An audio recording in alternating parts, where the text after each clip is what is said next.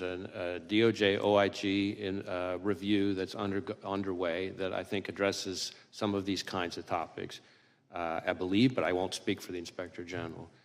Second, as to this suggestion, which I've heard all too many times, that somehow January 6th was orchestrated by FBI agents or sources, I will note that in addition to my prior comments, that there have now been 850-ish individuals who've pled guilty, another 180 who've gone to trial. They've all had access to defense counsel, discovery, all the things the Constitution and the rules provide them. It's been in front of something like 15 different judges, I think dozens of juries, and not one has given credence to this notion. And in fact, I don't think any of them have even really seriously tried to raise it.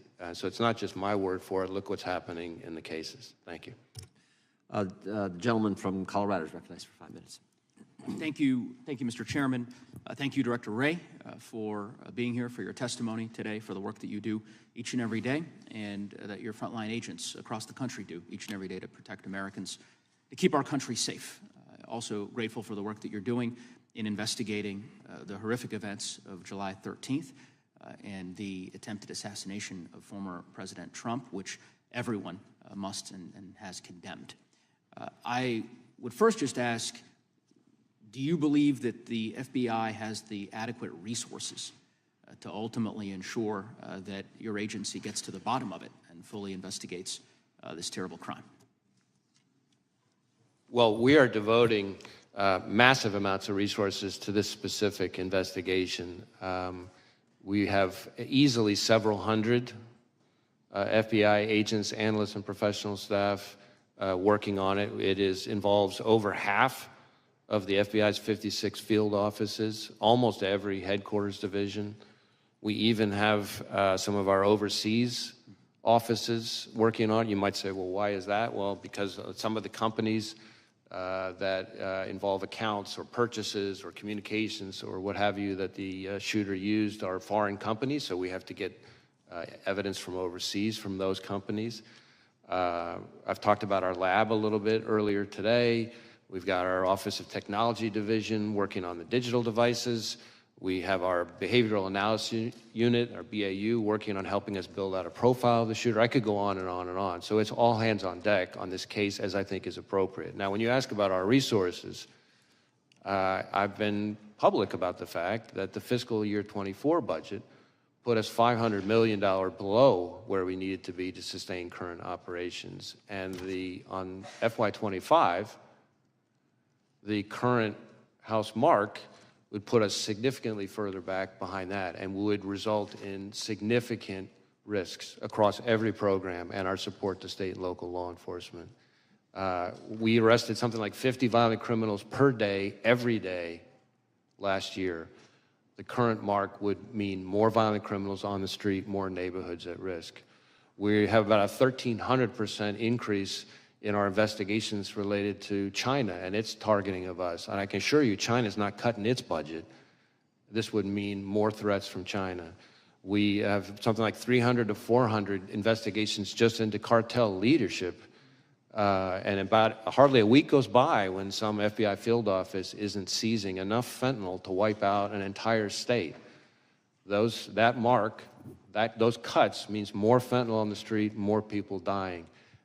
So the people who suffer the most are state and local law enforcement and the American people we're sworn to protect. And so look forward to working with Congress, but we really need to be smart about what we're doing, and I think that would be a step in the wrong direction given the threat environment that we face. And I couldn't agree with you more, Director Wray, and of course we've talked about this during previous hearings in which you've testified, and to be clear that I think the budget that House Republicans have proposed, which is about a $325 million cut to the FBI, would do precisely what you've described and have deleterious impacts for public safety across our country, and House Democrats are certainly working to prevent those cuts from taking place. You've talked at great length about the events of July 13. There's justifiably a lot of public interest in the investigation, which we understand is ongoing. Wonder if there's anything that you'd like to disclose or provide to the committee or to the public that perhaps has not yet been gleaned during the course of this hearing, and just give you an opportunity, because there's a lot of folks related to the investigation. Yeah.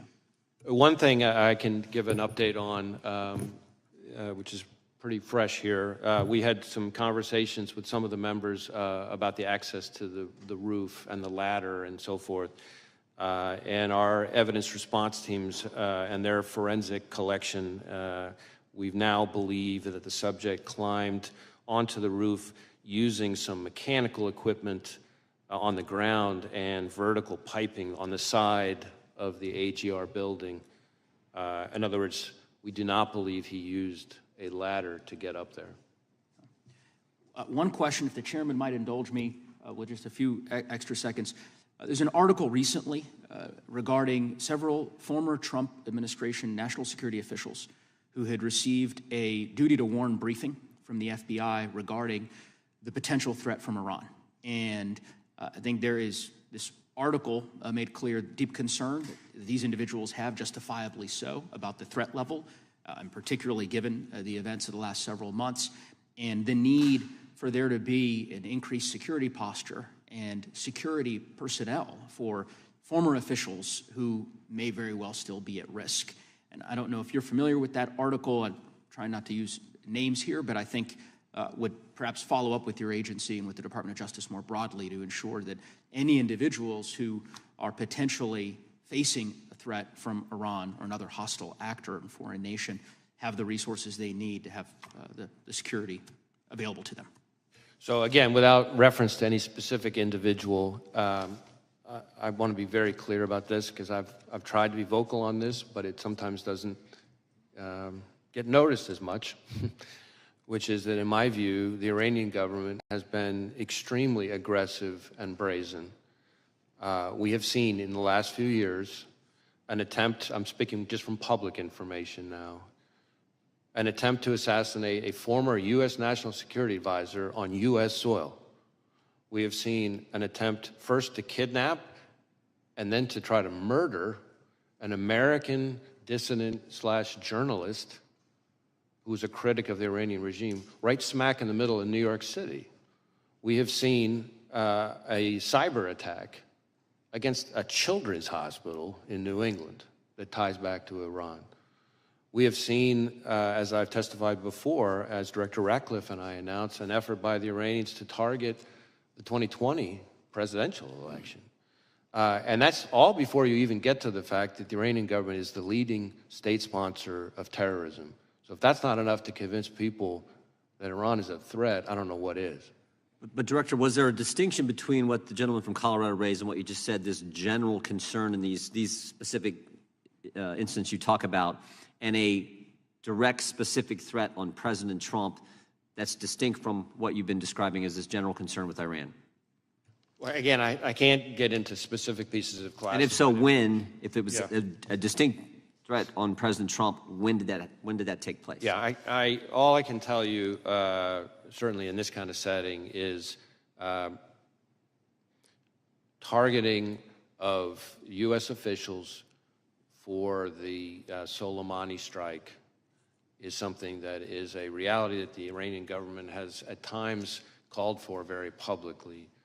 And whenever there is reporting, let me try to answer your question this way. Whenever there is reporting about any of those protectees, we share the information in a variety of ways, working with the intelligence community, working with whoever is the protective service with responsibility for that individual, and we do it in a timely way using the duty to warn process that was just referred to. And to my knowledge, everything along those lines that's relevant was shared in a timely way with the relevant people. Thank you. The gentleman from Wisconsin is recognized. Director Wray, thanks for being here. Where were you when you heard that President Trump was shot, and then what were like your immediate actions, response to that as director? I was about to have dinner with family, and I was horrified and angry. I'm just thinking, the reason I asked the question is because I'm still trying to figure out kind of lanes, what the FBI would respond to and what the Secret Service has the responsibility to respond to. Can you just kind of cover that again? Sure. So The FBI is not responsible for, has never really been part of our mandate or mission for the physical security of venues, of specific protectees or anything like that. That's, if it's somebody within Secret Service's scope, that's their mandate and mission. We are a law enforcement and intelligence agency, and so if you think about it this way, we're the Federal Bureau of Investigation. We're not the Federal Bureau of Security. You might say, well, what's the difference? Well, there is a difference. We investigate crimes, we investigate threats to national security, but we don't, questions about security posture, the adequacy of resources and assets that were deployed to protect a specific individual, whether there's enough security, and certainly the staffing of that security is not something the FBI, again, we're 116 years old, has historically done. So at this point, have you been able to go through the shooter's home and kind of document kind of what you found as far as evidence goes? So we have been able to search the shooter's home. So again, just sort of tying your first question to your second question now, you know, our role is to conduct an investigation of the shooter and the attack. And so we're going to conduct a painstaking, intense investigation of that. We have, among other scenes that we've processed using evidence response teams, in addition to the rally scene itself, of course, we have been through the shooter's home, his bedroom, other parts of the house, et cetera. Have you been able to establish that he did go to a range and either zero that weapon in or, you know, at least target shoot that weapon prior to the assassination attempt? So we do assess that he went to a shooting range the day before, not the only time he went to a shooting range. He was a fairly, avid might be a little strong, but a fairly avid, shooting hobbyist. And so he went to, belonged to different sort of clubs and went to certain ranges and that kind of thing. We do believe, based on what we've seen so far, that he went to a shooting range the day before and that he shot an AR-style rifle at that range the day before. I'm not sure we know for sure that it's the weapon that he used, but I think we assess that it probably is. Have you been able to interview his parents? Yes, we have. And was there anything that was gained from that interview that would lead you to believe that they certainly were aware of what was going on? I guess I want to be careful about talking about specific people's interviews, but I would say that his parents were cooperative with us. And as I've said before, and hopefully this gets at your question, we have not identified any accomplices, co-conspirators, or anything along those lines. So it's the FBI's position right now that he still acted independently. Again, we're still, I know it seems like a lifetime since July 13th, but we're still early stages, but we have not seen anything so far that would suggest to us that he acted with others.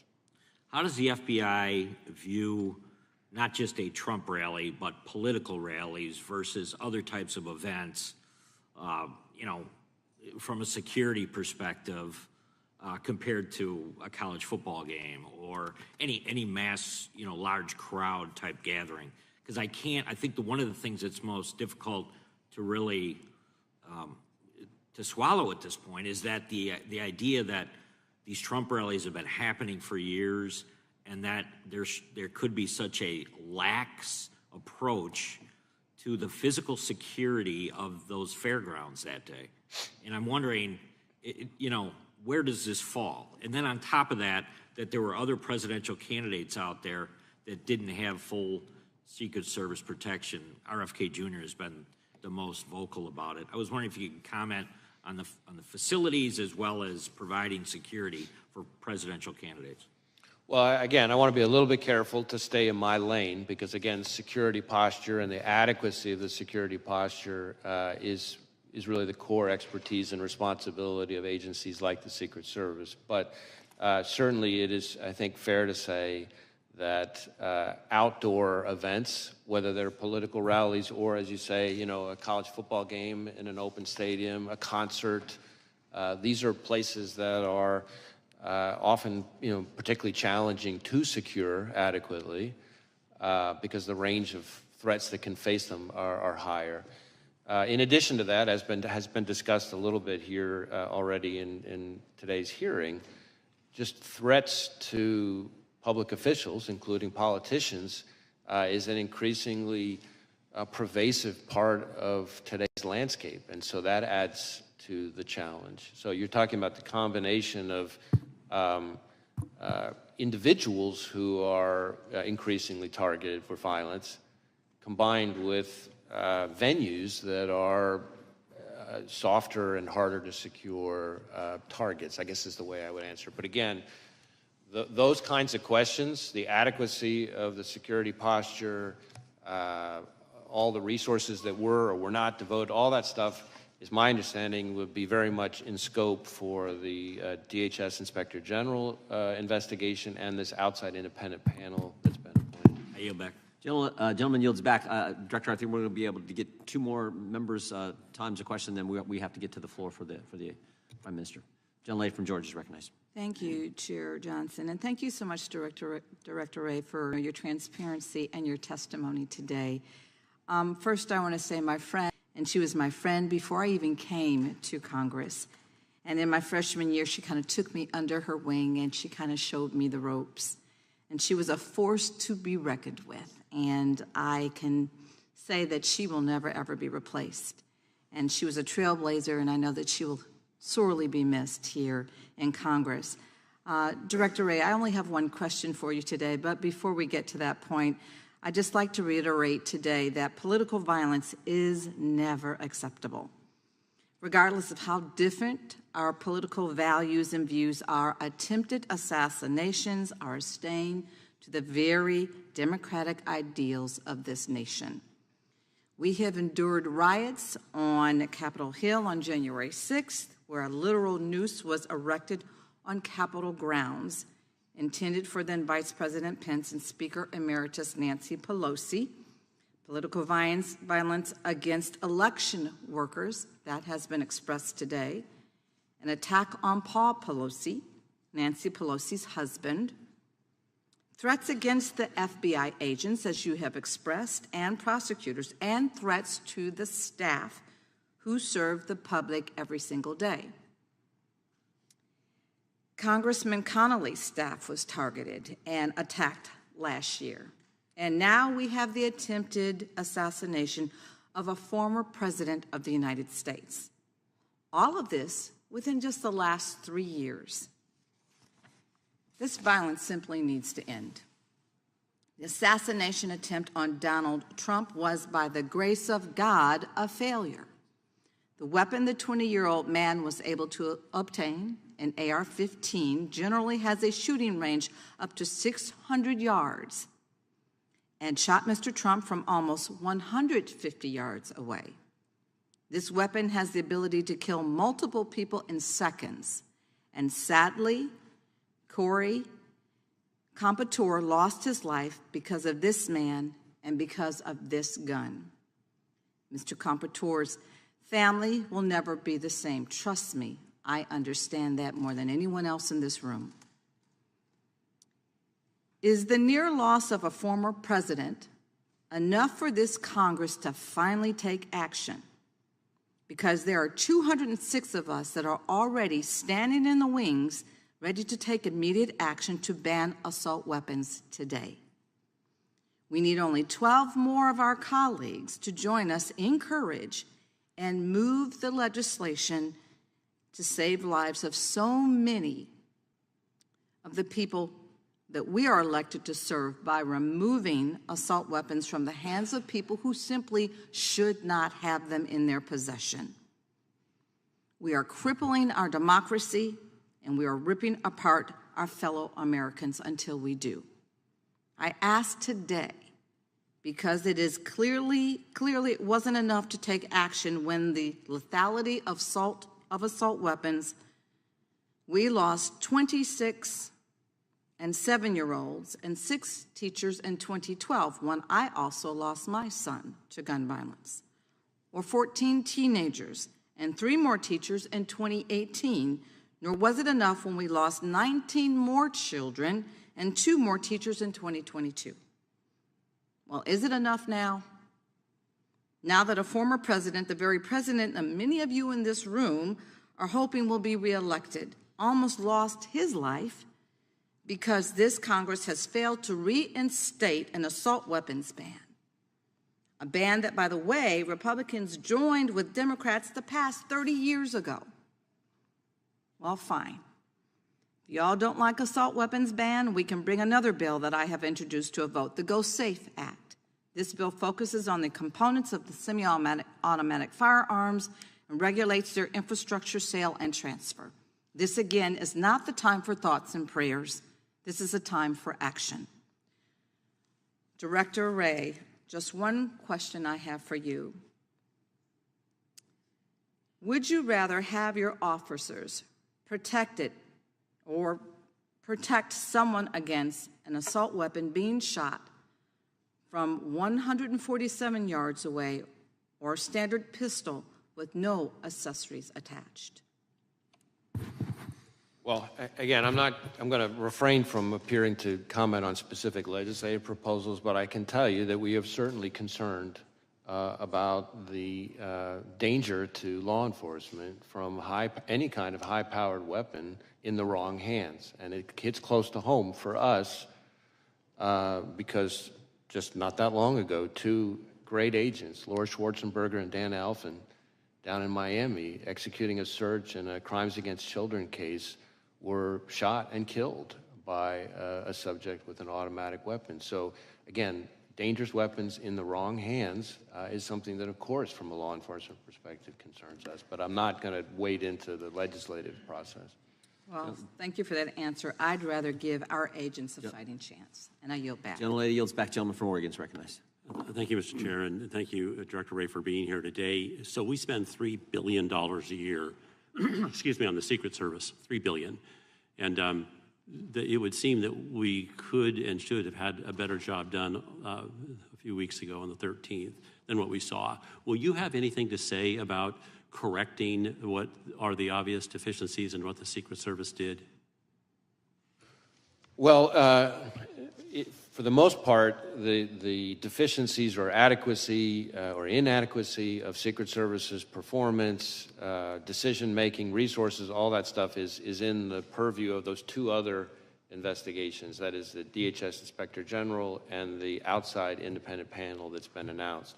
Having said that, our investigation, which, as I've testified now, involves several hundred FBI employees and every asset we can bring to bear of the shooter, again, our investigation is of the shooter and his attack, of course involves interviewing law enforcement, including lots and lots and lots of Secret Service people. So we'll share all that with those reviews so that they can answer those questions.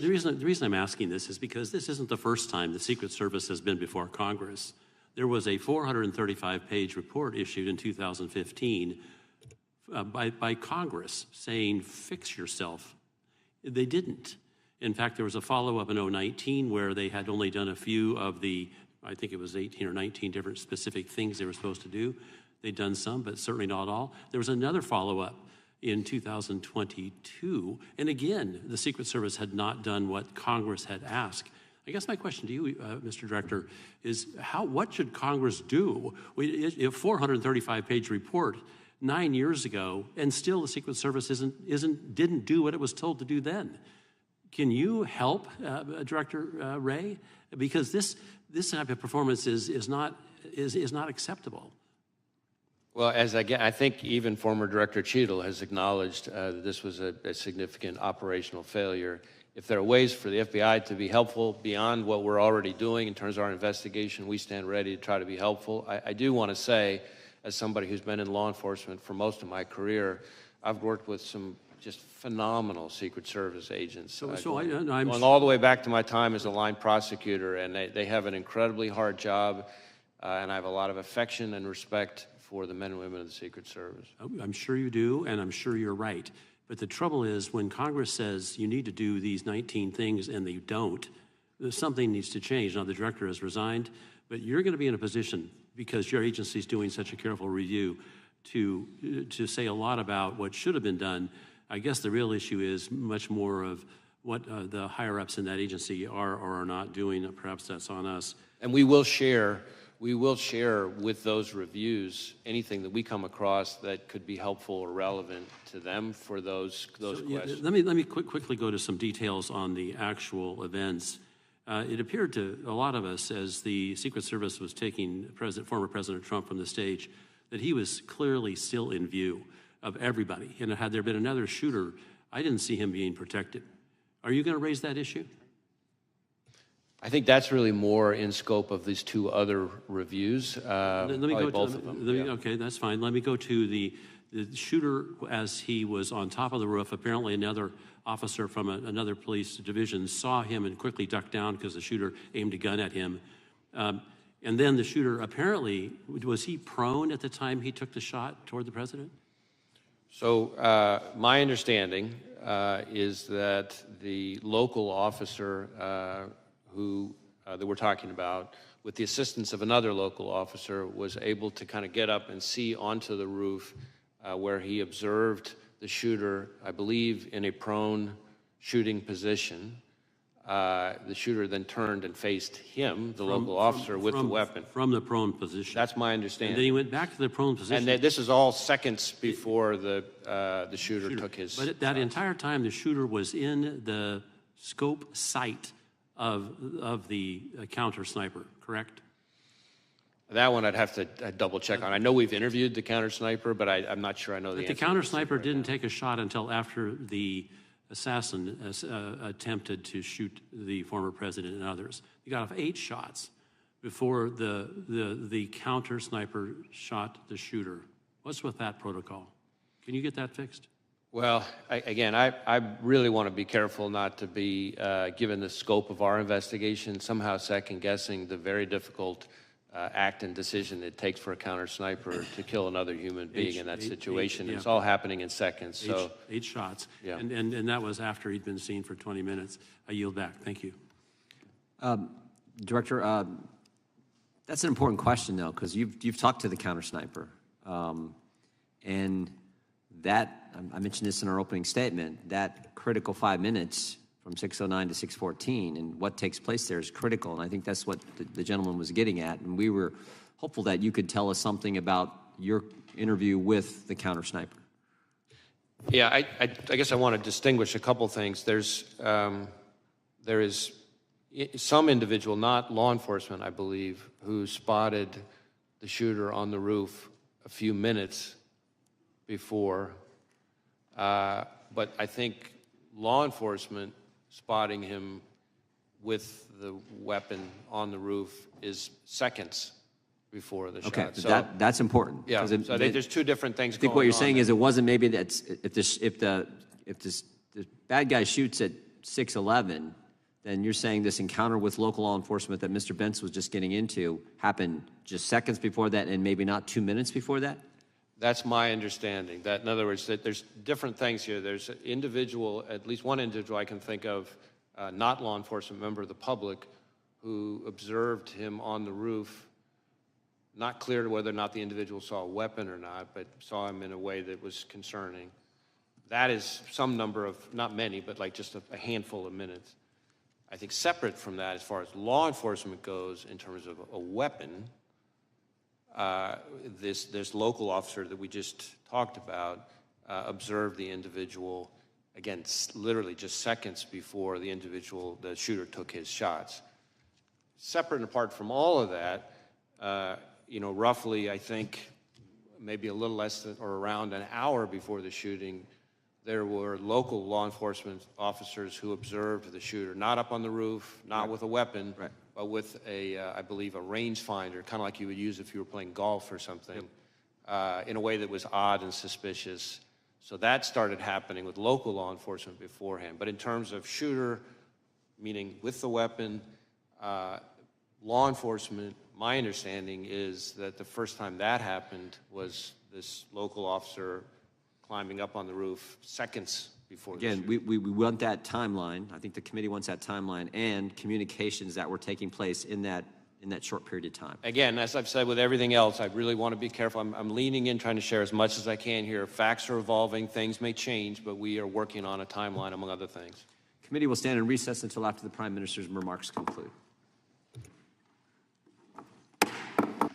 Committee will come to order. The gentlelady from North Carolina is recognized for 5 minutes. Thank you, Mr. Chairman, and thank you so much, Director Wray, for being with us yet again. As you know, we've seen a disturbing rise in domestic terrorism and far-right extremism across the United States, and we've heard from you several times about this. White supremacist and far-right extremist groups continue to outpace all types of terrorism and domestic violent extremism, according to the National Institute of Justice report from this past January. Part of this dramatic rise in extremist violence and threats stems from malign foreign actors who are actively working to sow division in American democracy. They're desperately trying to inflame extremists and deepen divides, all to support far-right agendas and candidates that will erode our democracy. The DHS threat assessment has warned we expect the 2024 election cycle will be a key event for possible violence and foreign influence targeting our election infrastructure, processes, and personnel. Microsoft has warned that the 2024 election may be the first presidential election during which multiple authoritarian actors simultaneously attempt to interfere with and influence election outcomes. National security officials and experts have warned that foreign governments, mainly Russia, China, and Iran, seek to destabilize the United States via its elections by sowing further division in the American electorate. This is happening in the current context of increased political violence in our country against a former president, election workers, judges, members of Congress and their families, and other public servants. I cannot emphasize enough that this is a national security threat. Director Wray, reports have found that these propaganda campaigns will sometimes target racial groups. Why would countries like Russia, China, Iran seek to inflame racial tensions via social media? Well, of course, it may vary from adversary to adversary, but the playbook for authoritarian regimes in today's world is to try to sow divisiveness and discord, to turn us against each other, to capitalize on existing social tensions that they perceive, and to try to, in effect, pour gasoline on the fire and intensify those conflicts that may already exist in our domestic, political scene. So rather than, if you're a foreign adversary that means us no good, rather than try to come up with some completely brand new issue or theory or narrative to turn us against each other, you look for things where we're already, at the very least, quarreling with each other, if not fighting with each other, and then they try to capitalize on that and amp it up. And of course, that can then sometimes, as we've seen all too tragically, boil over or bubble over into outright violence. And so how has the FBI worked to combat this propaganda and infiltration on our social media networks? So our focus is on the foreign actor, China, Russia, Iran, and on their efforts. And so we work with the intelligence community, we work with our foreign partners, our friendly foreign partners, to try to uncover what those countries, Russia, China, Iran, are up to. And we try to share information about the hidden hand of the foreign actor where it's appropriate. We also engage in efforts to disrupt those foreign actors. The most recent example with the Russians, for example, is a Russian government-linked generative AI social media bot farm where they were posing as, among others, U.S. persons and not, in fact, U.S. persons, and trying to, again, sow various narratives. In that case, very heavily focused on the issue they picked there was, the war in Ukraine, and again, trying to kind of get everybody turned against each other. We've also seen that, though, from China and Iran. I mentioned China before. We've had a case where we charged, I think it was 34 Chinese Ministry of Public Security, MPS officers, for much the same kind of behavior, creating false personas, pretending to be Americans, and then trying to kind of sow narratives. In that case, in the Chinese case, their narratives were trying to, for example, undermine any suggestion that COVID was the product of a lab leak, or attacking U.S. law enforcement at the anniversary of George Floyd's death, for example. And then Iran, in 2020, we saw them undertake similar kinds of efforts that were disrupted in the I think October of 2020.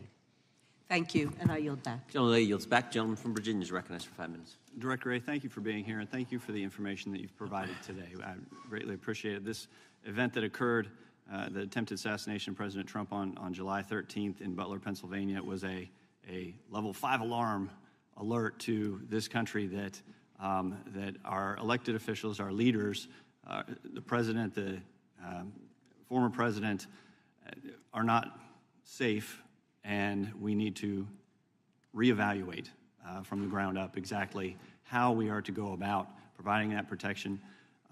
The information you provided dealing with 8 cartridges from the roof, the drone, the fact that 2 explosive devices were found in the car, 1 at home, that was a remote detonation device that he had on him, the fact that his phone was using encrypted platforms. He only had 1 phone, correct? Oh, sorry. He had 1 phone, although we've identified other phones that he may have used that may not have been his phone. So, for example, we think in certain instances he might have used his dad's phone. Again, not necessarily related to the attack, but we're trying to make sure that we process and exploit every device he could have used. And we keep, which is part of why I keep making this point, which I know you all are probably tired of me making, about this being an ongoing investigation, because we keep identifying new pieces of equipment, new accounts, what have you. And the fact that you are in real time informing us about what you're finding as you're performing this investigation is very helpful, and clarifying the fact that he went to the range a day before and shot an AR. Now, my understanding is that the AR he used on the 13th was his father's. Is that correct? Well, yes and no. It was originally, his father bought it legally, but then our understanding so far is that his father then conveyed it to him, sold it, in fact, to his son. So originally his father's, at the time of the shooting, the shooter's. Okay, so that's new information. Was that provided to you by the father? I think it was partly from that. I think we also saw some documentation to support it. Okay. Investigators also have said that the shooter posted, quote, "July 13th will be my premiere. Watch it as it unfolds," on an online gaming platform sometime before he tried to assassinate President Trump. Can you confirm that, and how much time elapsed between this posting and the attempt on July 13th? So I'm really glad you asked about that, because that is a situation where, again, in our effort to give real-time information, since we've provided that information, we have since learned that July 13th premiere, profile page on the gaming platform, it turns out it was not the shooter. Okay. That it was some other individual as part of some sick joke who, after the shooting, created a profile page pretending to be the shooter. Wow. And so, of course, that person is now admitted to it, and but anyway, my point being, among the other challenges that we as investigators have, you have people who create accounts in today's world, create accounts pretending to be somebody that they're, and it's not the actual person. Now the So shooter, that's troubling, obviously, and it makes our jobs even harder as investigators. thank you for clarifying that. Did he have an online gaming account? We do believe he was a gamer, and that he had different kinds of gaming accounts. So that's part of why Any information gleaned from those? Not yet, but again, some of those legal process returns I'm still waiting on. Now, during the attempted assassination, Crooks was wearing a T-shirt from a popular YouTube channel. Have you been able to access his selection of YouTube videos that he's watched? I believe we have seen some of his search history, but I think we've got a ways to go on that. I know there's some manual work that we're doing on that. I think the most notable thing that we've found recently, which I don't think has been shared until today, is that on a laptop that the investigation ties to him, that on July 6th, it revealed a Google search, and his search, if it was him, again, it's a laptop tied to him. We obviously believe it's him, but we'll continue to investigate. But his Google search was, how far away was Oswald from Kennedy? Right. And Horrifying. yes, absolutely. Can you clarify that you have in your possession all the video that was taken on that day at the scene? We've collected mountains of video. Part of the reason you commit to providing us with that video? Well, we're going to work with the committee and share information as best we can. Part of the reason I hedged on whether we have it all is, as you can appreciate in today's world, everybody with a phone has the ability to take footage, and so we're finding things kind of left and right. You have all the law enforcement video. I believe we have all the law enforcement video, but we're still collecting evidence. Okay. And I hope you would provide that to us and to the American people. Thank you. I yield back. Gentleman yields back. Director, just to be clear, the photo and the message on the online gaming account, I think your testimony was to Mr. Klein that was somebody else posing as the shooter. Is that right? Correct. Somebody after July 13th created this profile, pretending to be the shooter, and sent us down a rabbit trail, which we've now tied off. That's important information. The gentlelady from Pennsylvania is recognized. I thank you, Mr. Chairman. Thank you, Director Wray, for being here. And I want to add my voice to the chorus of folks who are just devastated by the illness and passing of Sheila Jackson Lee. What a champion. What a role model. I always called her the hardest working member of Congress. She was everywhere on every issue. She'll be greatly missed. Director Wray, I thank you for what you said earlier, which is leaning in. This is such an extraordinary set of events. The attempted assassination of Donald Trump, the stealing of the life of a father, a firefighter, somebody who protected lives, Corey Comparator, serious injuries to 2 others. So I thank you because you are trying to give us what you can without jeopardizing the investigation, and I think that's very helpful. Did the shooter also investigate other high-profile folks? We had heard some reporting around that early on.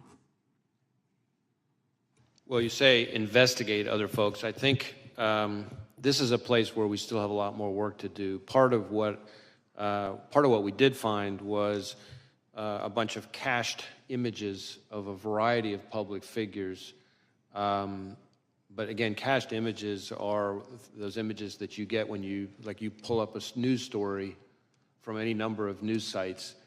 If there are photographs in the article, those images are automatically put into the cache on your computer. So it doesn't necessarily mean that you were searching for that person's image. We do have the fact that starting around, at the least around the period early July, so the search that I just mentioned related to Oswald and Kennedy, that's about July 6th, which is the same day we believe that he registered for the rally. And the day before, he traveled to the grounds for the first time. And so I think there is a certain amount of searches related to former President Trump that during that period we're seeing, consistent with some kind of planning or reconnaissance, if you want to call it that, in advance of the rally. But that's sort of confined to that, or concentrated, maybe is a better word, in that July period, after the announcement of the rally and before the shooting. Can you speak to the conveyance of the gun? So this is a 20-year-old young man. His father owned the gun originally, AR-15, am I correct? AR style, yeah. AR style. 20-year-old man. When did the father sell the gun to him?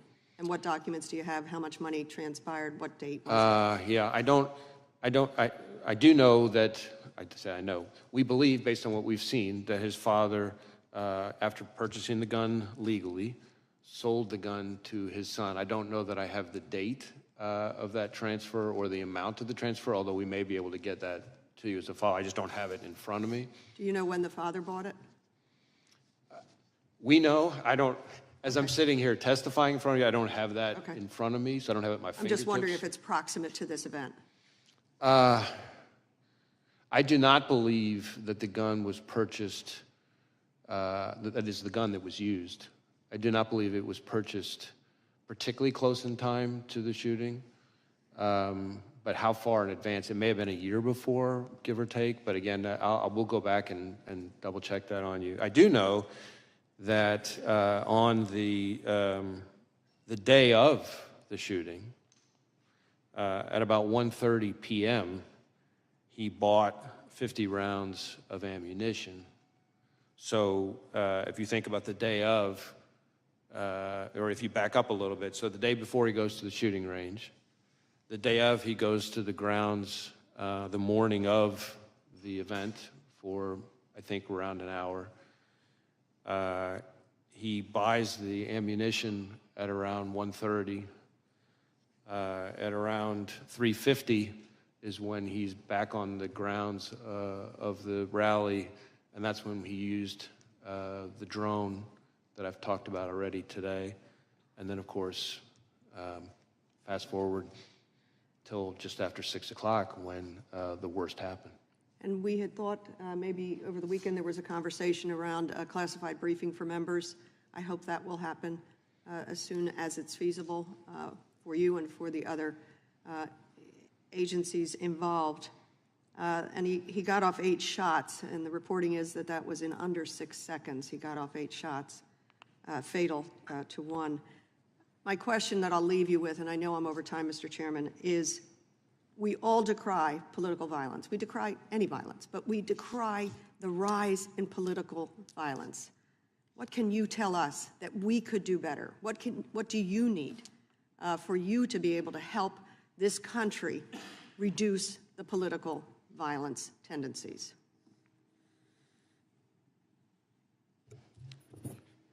I think this is a moment where, in the most stark way possible, all of us as Americans can see how out of control political violence is in this country. And it's an opportunity for everybody to come together and to try to show that this is not the kind of thing we're going to tolerate in this country. The FBI's role is to focus on violence and threats of violence. But there is a role for others in the public square to address how people communicate in this country. And every day in our jobs, we see in social media, in terms of threats that we get, thousands and thousands and thousands and thousands and thousands of tips reported to us, and the language that's out there is just mind-bogglingly hateful and violent sounding. People sometimes, as figures of speech, use expressions that are very violent expressions, and so that is a part of it. We can all do better in kind of being a little more thoughtful and measured in our language. But again, the FBI's, we got to stay in our lane. Our lane is the violence and the threats of violence. There's a role for everybody as Americans to try to see if we can take the temperature down. Great, thank you. And thank you for the extra time. I yield back. Gentleman from North Dakota is recognized. Thank you, Mr. Chairman. And I really appreciate you correcting the gaming thing about this is my coming out party, because we're asking you to do something, and we've had acrimonious, you and I have actually had acrimonious, but we're not here for a got you moment. We're just not on this. And we're asking you to give us information before the investigation is complete. My only recommendation or suggestion would be when that happens, don't necessarily wait till you ask, because don't wait for us to ask. Because and I'll go through why in a second.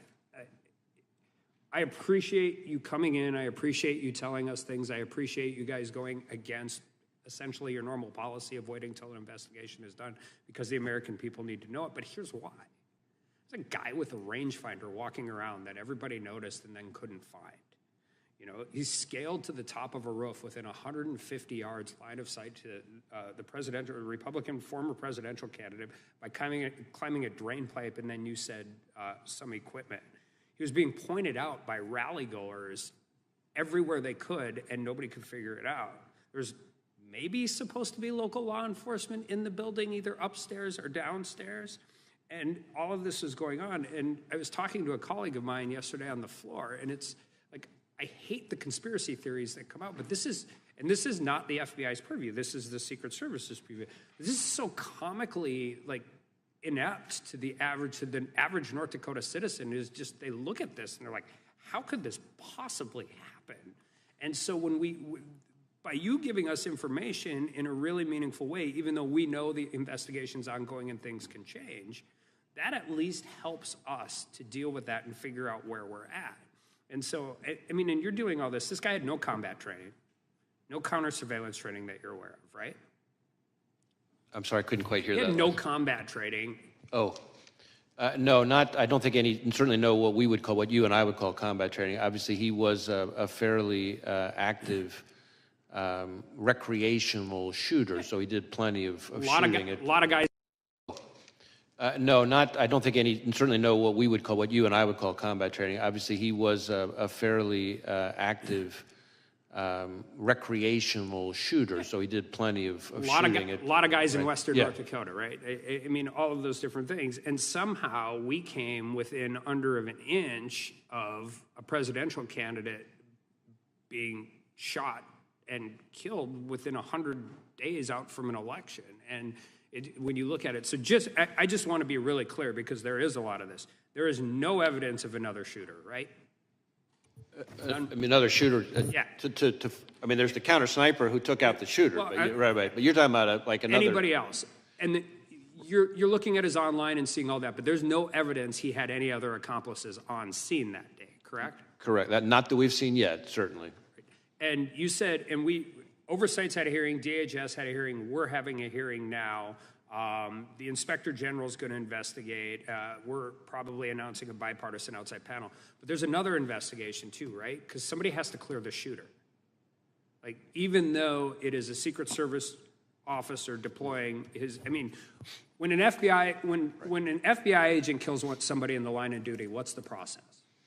So we have what we call an agent-involved shooting, is I think what you're getting at. And we have a whole process. Usually get put on leave, paid leave, get a lawyer, depending on how it is, right? Some of those things depend, but we have our inspection division does a shoot review of each time when there's one of these situations, and they sometimes have to coordinate with local prosecutors who are also doing some kind of review. But so yes, Secret Service would have a similar kind of process for the counter. I mean, because you have to actually establish one of the defenses to homicide. Just like, you don't do it in a court system the same way everybody else does, but you have to justify that shooting was justified. So when the FBI does that, do they conduct that all internally? Most of the time, yes. Every once in a while, there's a situation where the Inspector General gets involved. Do you know how the Secret Service does it?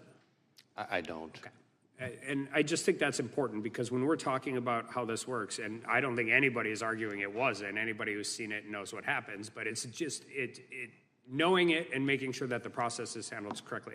And I just want to shift gears with my last 30 seconds really quickly, because we had a hearing on the northern border in Grand Forks, and you were talking about specific threats from Iran, but also generally. And we've diverted an exceptional amount of resources at the southern border. Our interactions, 114% increase in apprehensions. And the one specific thing, with all due respect to my friends and my neighbors from Canada, it's a lot easier to get into Canada for some of these countries where we have these real issues with terrorist threats than it is to the United States, particularly Iran. And are you guys monitoring that and making sure whatever coordination you have with Canada that we're paying attention to that as well? We have an excellent relationship, we the FBI, with our Canadian counterparts, both RCMP, the Mounties, as some people euphemistically call them, and CSIS, my intelligence service counterparts. We have great relationships with them, and terrorism is, I find, probably the #1 thing we talk about. Yeah, they're understaffed and overworked on the northern border, and they can use all the help you get. With that, I yield back. Gentleman yields back. Gentleman from Maryland is recognized. Thank you, Mr. Chairman. Director, thank you for today. I think I greatly appreciate your candor.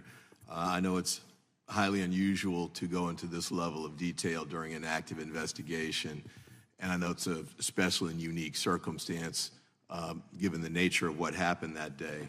I'll ask my colleagues that we not try and take advantage of this in other circumstances. I think we need to be careful about pressuring our investigators, to disclose information in the middle of an investigation in a casual or routine way. But thank you for what you've done here today. I do want to mention this too. Like Congressman Correa, I went up to Butler with Homeland Security Committee, and had a chance to meet with a number of the people there, including people who were there at the rally. And several of them were elected officials. In fact, one of them that spoke with me a lot was sitting directly behind Mr. Trump when he was shot, and she had video that she'd taken, and she'd love to share it with you all.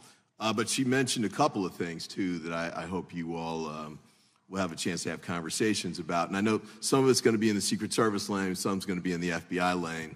But one of the things she talked about was the fact that the day before the shooting, she and other officials in the town and people who just wanted to prepare the stage showed up and started working on putting the bunting up and decorating it. But the point she noted was that none of them had been vetted. There was nobody there to keep an eye on them and make sure that everything that was being done was appropriate. And she actually sort of thought in this in the context of hearing that a gun was found, or a gun was perhaps hidden at the site before the shooter was able to get it and use it.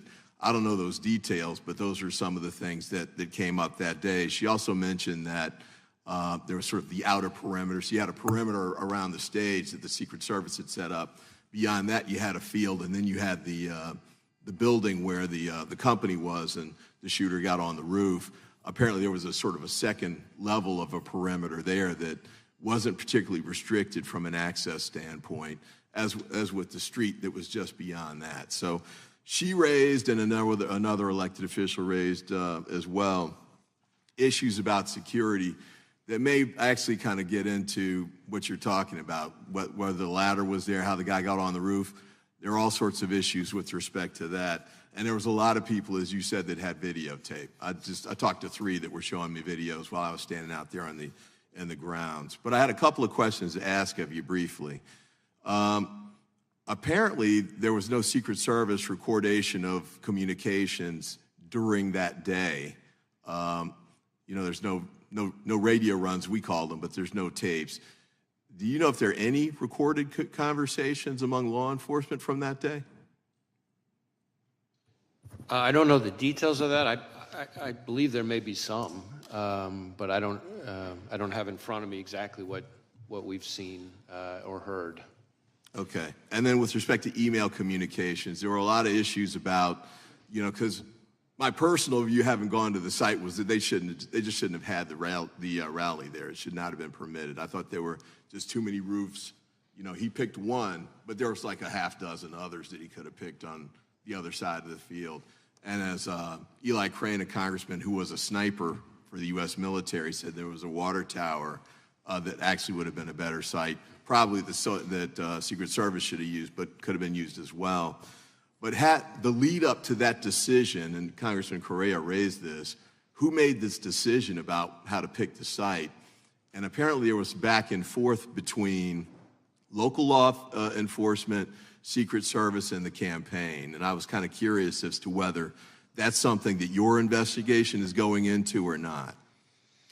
So I think that primarily falls within the scope of the 2 other reviews, that is the DHS Inspector General review and the outside panel, independent panel that's been announced. Certainly we are interviewing law enforcement personnel, but the security preparations, the adequacy of the security preparations. That's the other lane? That's the other lane. All right, I only got 15 seconds left. Quick question for you with probably not a quick answer, but this scenario is kind of the worst case scenario from a couple of standpoints. Got a lone wolf shooter with no red flags that we've heard of so far. You know, nobody should have known that this was coming. He didn't have a criminal record and that sort of thing. Easy access to an assault weapon. I had a discussion like this with, I think, Congressman Roy and Congressman Bishop several months ago. What is it we can do to try and preempt those kinds of scenarios? We've got gun violence all over the country, including in my district. This is one example, but you know, this scenario is the worst possible that I can think of from the standpoint of no intervention prevention efforts that can be put in place to try and address it. But I'm kind of curious if you have any thoughts to the contrary on that. I don't know that I have any magic solution to the problem, and I certainly don't want to be proposing, you know, legislative ideas. That's not really my role. Certainly, dangerous weapons, especially high-powered weapons, in the hands of the wrong person represent a real concern for law enforcement, including to law enforcement, sometimes as the victims, as we saw very tragically down near Miami with 2 of our agents killed. But that's probably all I can say on that. I do, while we're on the subject of firearms, Mr. Chairman, I have an answer to Congresswoman Dean's question. I might as well give it now, which is about the purchase of the firearm. I'm told that the father purchased the firearm in 2013, so quite a while ago, and then he sold it to his son in October of 2023. Thank you. Thank you, Mr. Chairman. I yield back, and thank you, Mr. Director, for your great work. I'd ask unanimous consent that we enter into the record a statement from Representative Kelly and some questions for the Bureau. Representative Kelly represents Butler. Actually, that's his hometown. So without objection, those will be entered into the record, and we'll make sure you get those, Director. The gentleman from New Jersey is recognized. Thank you, Mr. Chairman. Before I begin, and this is not directly with you, actually, I just wanted to straighten something out. I know my colleagues, the gentlemen and the gentleladies from Georgia, Washington, California, Pennsylvania, they all mentioned Project 2025. Well, I don't know how they expect you to know about that, number one. I'm pretty damn involved. I don't really know a whole lot about it. But President Trump has made it clear, and we're going to say it again, we'll say it over and over again, that there are some things he disagreed with, some things he agreed with that he wasn't that familiar with. It was from the Heritage Foundation. And that was just raw politics, to be honest with you. It was just because 2025 has some things in it that they believe are really going to offend American people, and it very well may. And so they want to pin it on the presidential candidate. He didn't author it. He didn't condone it. He didn't put his seal of approval on it. It's getting old. It really is. We do this with other things. Just like in this committee, when anything goes wrong, anything, somehow Donald Trump's name has to be brought into it, and it gets tiring. It's politics over reality. Second thing about picking the site, I was intimately involved in the Wildwood rally, the biggest rally President Trump's ever had, biggest political rally in the state of New Jersey. I had spoken to the president about it, and he wanted to do it on the beach because we had over 100,000 people. And let me tell you, we had everybody out there because they were concerned, the Secret Service and the local police and the county police, and just about every entity could be. And so they had, behind it was that iconic setting. They had the Ferris wheels on the pier and all the stuff. They had agents up in there. They had agents in the ocean, in the water, in boats. They had people coordinating, working with each other and talking with each other because they knew it was a risk. So we chose a site that was difficult. The president did, and I thought it was a great site. But nevertheless, the law enforcement responded properly. Something went wrong here. You can't blame this on Donald Trump as well. The site was chosen. It's the responsibility of those who serve in law enforcement to make sure that he was safe, period. And I'm sure you'll find out why. On another tangent here, you know, I've got to wonder how many qualified people were passed in order for Director Cheadle to get her 30% quota. That's a lousy way to run an agency, especially when it's dealing with law enforcement, to say we've got to have 30% of anything. And I worry about these practices because it's policy over protection. And Director Wray, I know that some things were left to you. I understand that. But one of your early acts on the Biden presidency was hiring the FBI's very first chief diversity officer. And since that time, and even before your time, and you're going to disagree with me, but respectfully, I'm going to disagree with you. Recruitment standards under your lead has resulted in deterioration in many areas, including physical fitness, illicit drug use, financial irregularities, mental health issues, full-time work experience, and integrity. And I know you dismissed them, but in October 2023, they are a prestigious group of retired FBI special agents and analysts both expressed concern regarding the FBI's willingness to recruit agents that, quote, I'm not saying this, they said it, not me, can't even pass the new relaxed standards for fitness, who are illiterate in some cases and need lessons, educational lessons, don't want to work weekends or after hours, their words, and have serious disabilities or mental health issues, which is not the place for them. Most of your agents are great people. I love them. I love them for what they do. I'm not criticizing most. But these new standards, don't you think this is a hindrance and reduces the morale of the vast majority of good people that you have in the FBI? And I ask you for a quick answer because I have a few other things. So I respect our retired agents. Many of them come to our graduations now, and I can tell you emphatically that they are mistaken. Those who think that we have lowered our standards, whether it's on physical fitness or anything else, are mistaken. And you can prove that. The facts back me up on that. The standards are the same today as they were a decade ago. They've changed in some ways that are appropriate. In fact, the physical fitness standards, depends on how far back you go, but the physical fitness standards that our current graduates have to graduate from Quantico actually exceed some of the physical fitness standards that were in place if you go back far enough with some of our retirees. But what I would tell you, I think part of the reason there's confusion, and again, I accept that these folks are raising their concerns in good faith, but we have actually access to the facts. And part of the reason I think there's confusion, just take the physical fitness thing as an example, is that before you had to pass the physical fitness test before you showed up to Quantico. Now you have to pass it in order to get a badge at Quantico. The standard hasn't changed. You still have to pass the same test, the same 12-point standard, et cetera. All that stuff applies. The only difference is you can pass it while you're at Quantico. But if you don't pass that same test that's been in place for a long time now, you don't get a badge. And we will dismiss people from Quantico, and we do, who don't pass that Director, I know test. I have to wrap this up, and I appreciate that. If you could get us information that substantiates what you say, that should be easy enough to do to the whole committee, I'd appreciate it.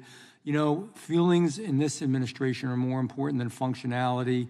It's resulted in a border crisis. We don't have time to talk about that. You've spoken out about it. I appreciate that you've spoken out about it.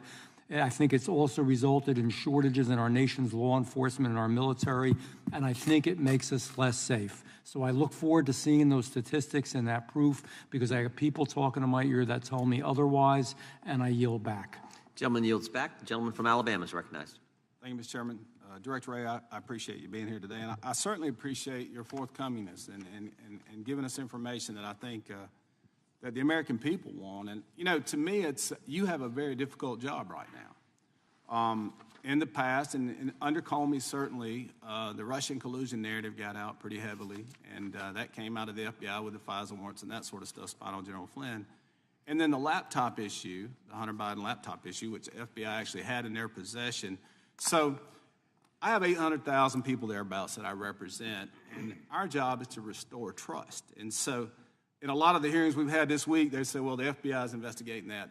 Every answer was the FBI is investigating this. And so in some ways it kind of landed in your lap, and I appreciate you being here. But, you know, it's just, for me, the question of how does a 20-year-old acting alone get a long gun, a rangefinder? We know he bought a ladder. I guess he recon-aired and realized he didn't need the ladder to get on top of the building, so he left it at the house. Get on a roof within 150 yards of one of the most famous people in the world, I guess now, and a former president. How does that happen? And how do we restore trust in the American people at the FBI and the DHS, who is under Mayorkas's directorate now? How do we verify and get trust back to the American people that these agencies are really working to protect the president? And I'm not trying to place blame specifically, but I never thought that we'd raid his house. I never dreamed that they'd raid a former president's house. I certainly never imagined that they would actually indict him. And I felt, well, they'll never find him guilty.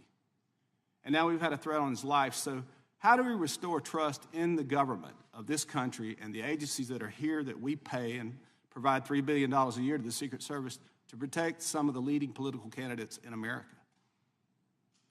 That's a lot. I'm sorry. That's a lot of questions, but I'm going to give you a little room to talk. Right. No, listen, obviously you included a lot, as you said, in your question, and as you might imagine, I disagree fairly strongly with a number of parts of it, but sensitive to the time, I guess what I would say this, I can speak to my approach to running the FBI. Again, the FBI was not involved in the physical security of the rally. That's, we come in as the investigators afterwards. And as I've said before, our investigation is an investigation of the shooter and his attack. There are separate investigations, the Inspector General of DHS and this outside independent panel that's been announced that would be looking at the Secret Service's performance. And those, I think, will be important to trust and confidence, if you will, in Secret Service. But from the FBI perspective, we can't promise that everybody's going to like the results of what we do, right? What we can promise is that we're going to do our best to do the work in the right way.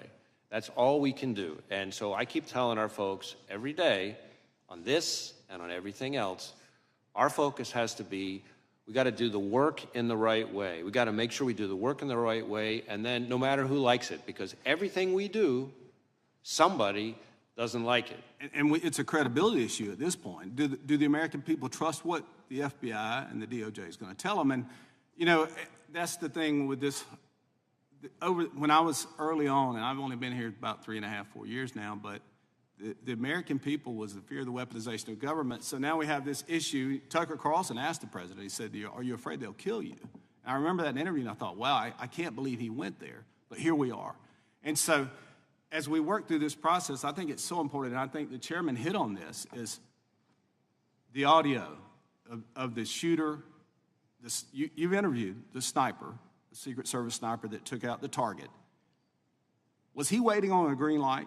What was going on, and why did Mr. Crooks have a chance to get off 8 rounds? And we knew he was on the rooftop. I don't know for how long, but we know he was a marked target. So was he trying to get the green light, and was somebody not giving it to him?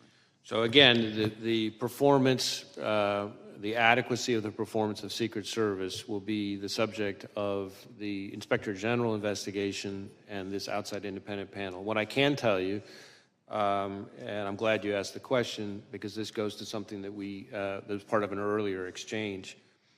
The first time that anybody from law enforcement saw the subject on the roof was a few minutes before the shooting. Not with a gun. They didn't, at that point, they didn't, but local law enforcement, a few minutes before, saw him on the roof and started radioing. Did he have a backpack going up the roof?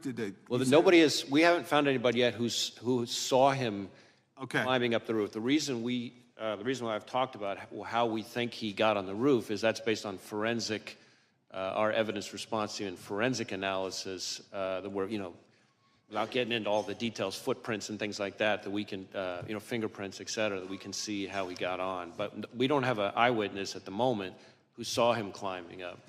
So a few minutes before the shooting, local law enforcement saw him on the roof.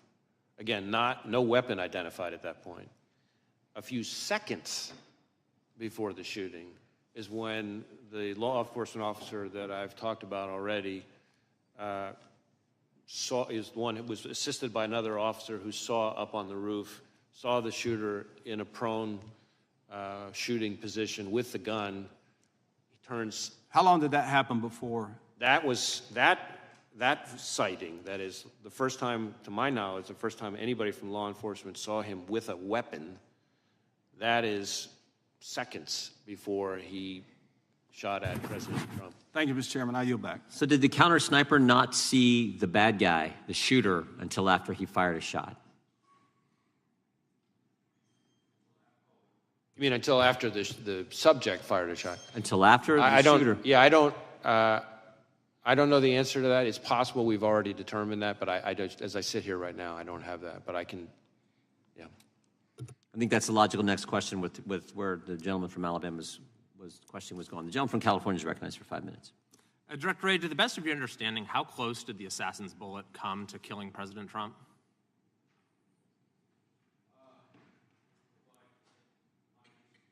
My understanding is that either it or some shrapnel is what grazed his ear. So I don't know that I have the actual very distance. close, though. What's that? Very, very close, you would agree. Yes. Is this the biggest security failure that you've seen in your career? Ooh.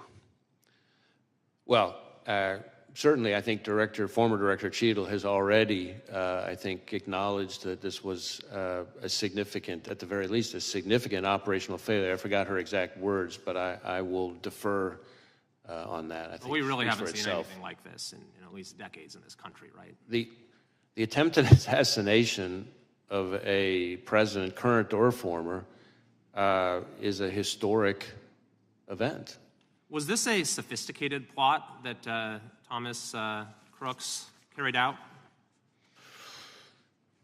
Well, I think probably depends on your definition of sophisticated, right? So on the one hand, he's a 20-year-old, seems to, from what we've seen so far, loner,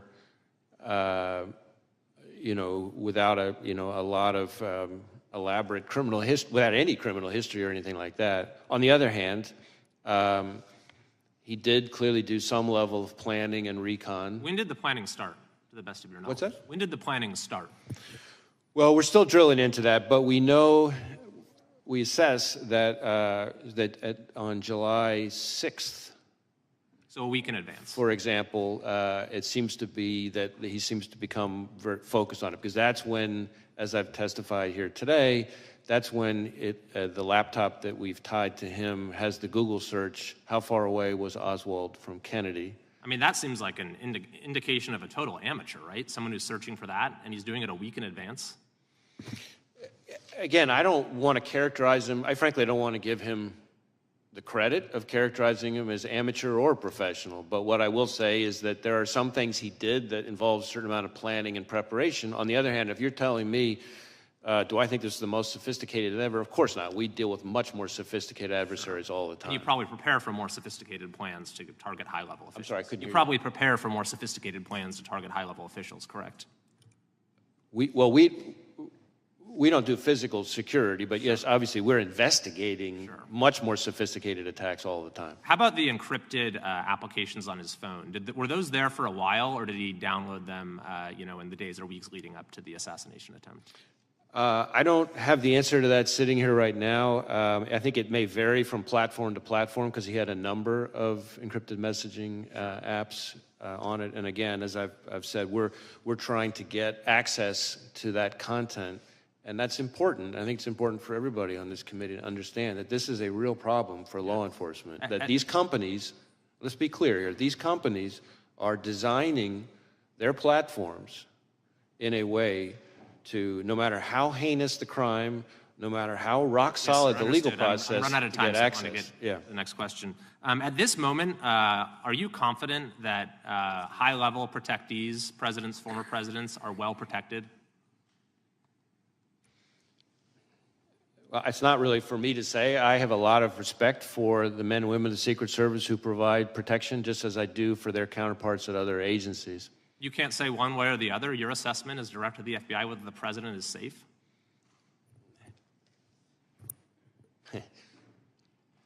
I'm not an expert on protective details and physical security. What I would tell you is that we have a very robust system for sharing threat information with those agencies, and that in my experience, the men and women of the Secret Service are professionals who are hardworking, who are literally willing to take a bullet for their protectee. You mentioned a thwarted assassination attempt against former President Bush. Are there any other thwarted assassination attempts against current or former presidents that you could discuss?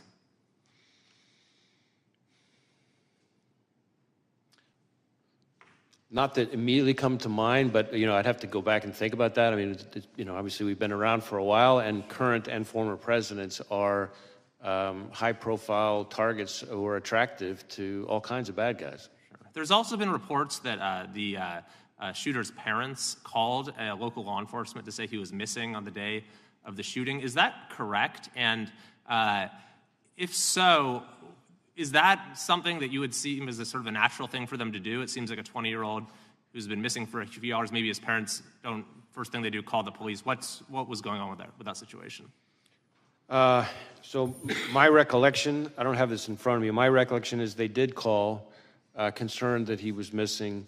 My recollection, though, is that they didn't call until this was after I think this was after the event. I see. But I'm not certain of that, so I want to, hedge on that slightly because I have to get back to you to confirm that.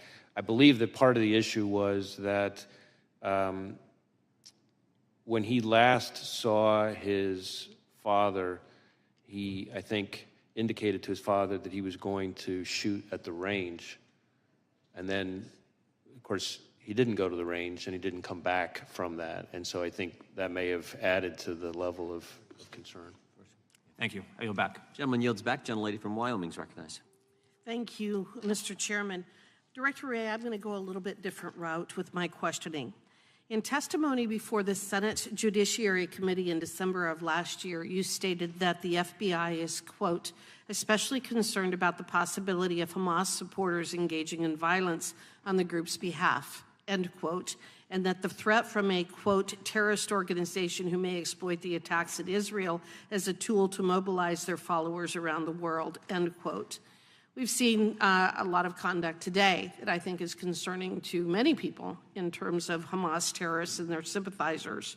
Reports have surfaced alleging that many of the groups intimidating and violating the civil rights of Jewish American students, like the Students for Justice for Palestine, received guidance and financial support from American Muslims for Palestine, and that AMP's directors allegedly have links to groups which fundraise for Hamas.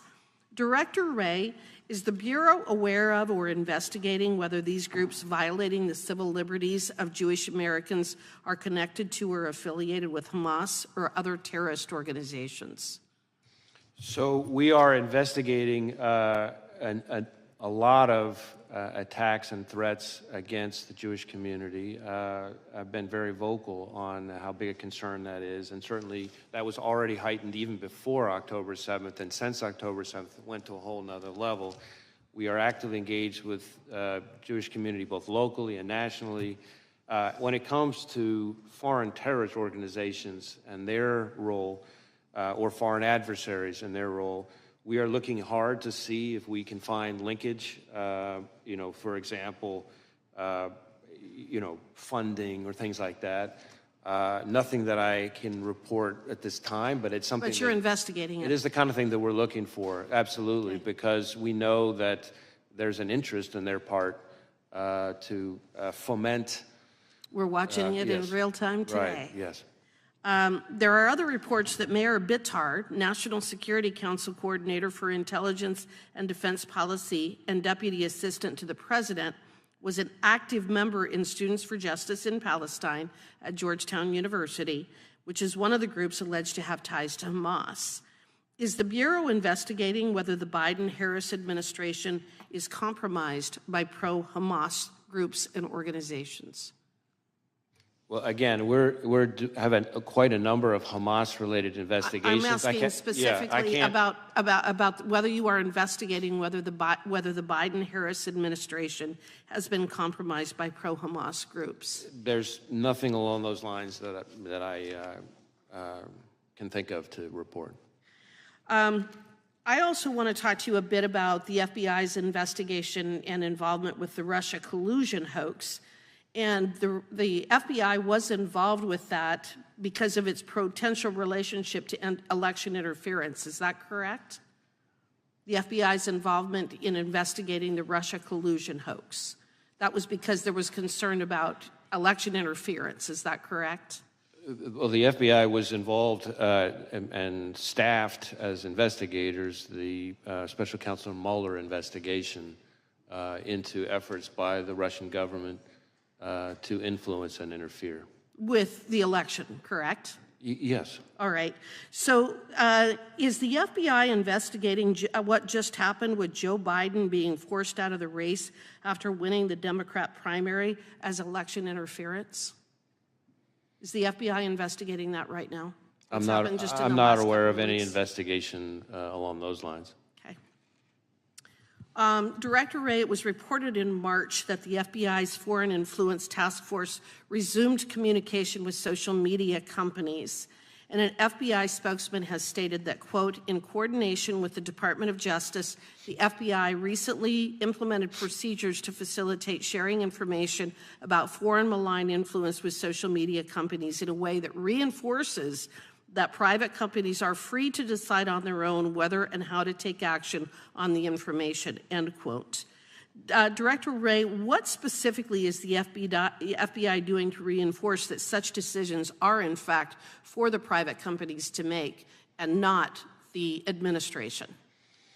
So I think the best way to summarize it is that the guidance makes all kinds of additional steps to underscore that the FBI has no interest in participating in any way whatsoever in the company's decision-making, that companies are completely free to take any actions on their own, that we are simply passing information on to them for them to do whatever it is they want to do independently, consistent with, I should say, I very much appreciate the Supreme Court's finding that no evidence that the FBI coerced platforms to take content down. Well, I don't believe that that's what the Supreme Court found. What the Supreme Court found was that the parties involved didn't have standing, but I think there's a whole body of evidence and legal analysis demonstrating that, in fact, this administration was violating the First Amendment rights of folks through social media companies. I'm just going to ask one final very quick question.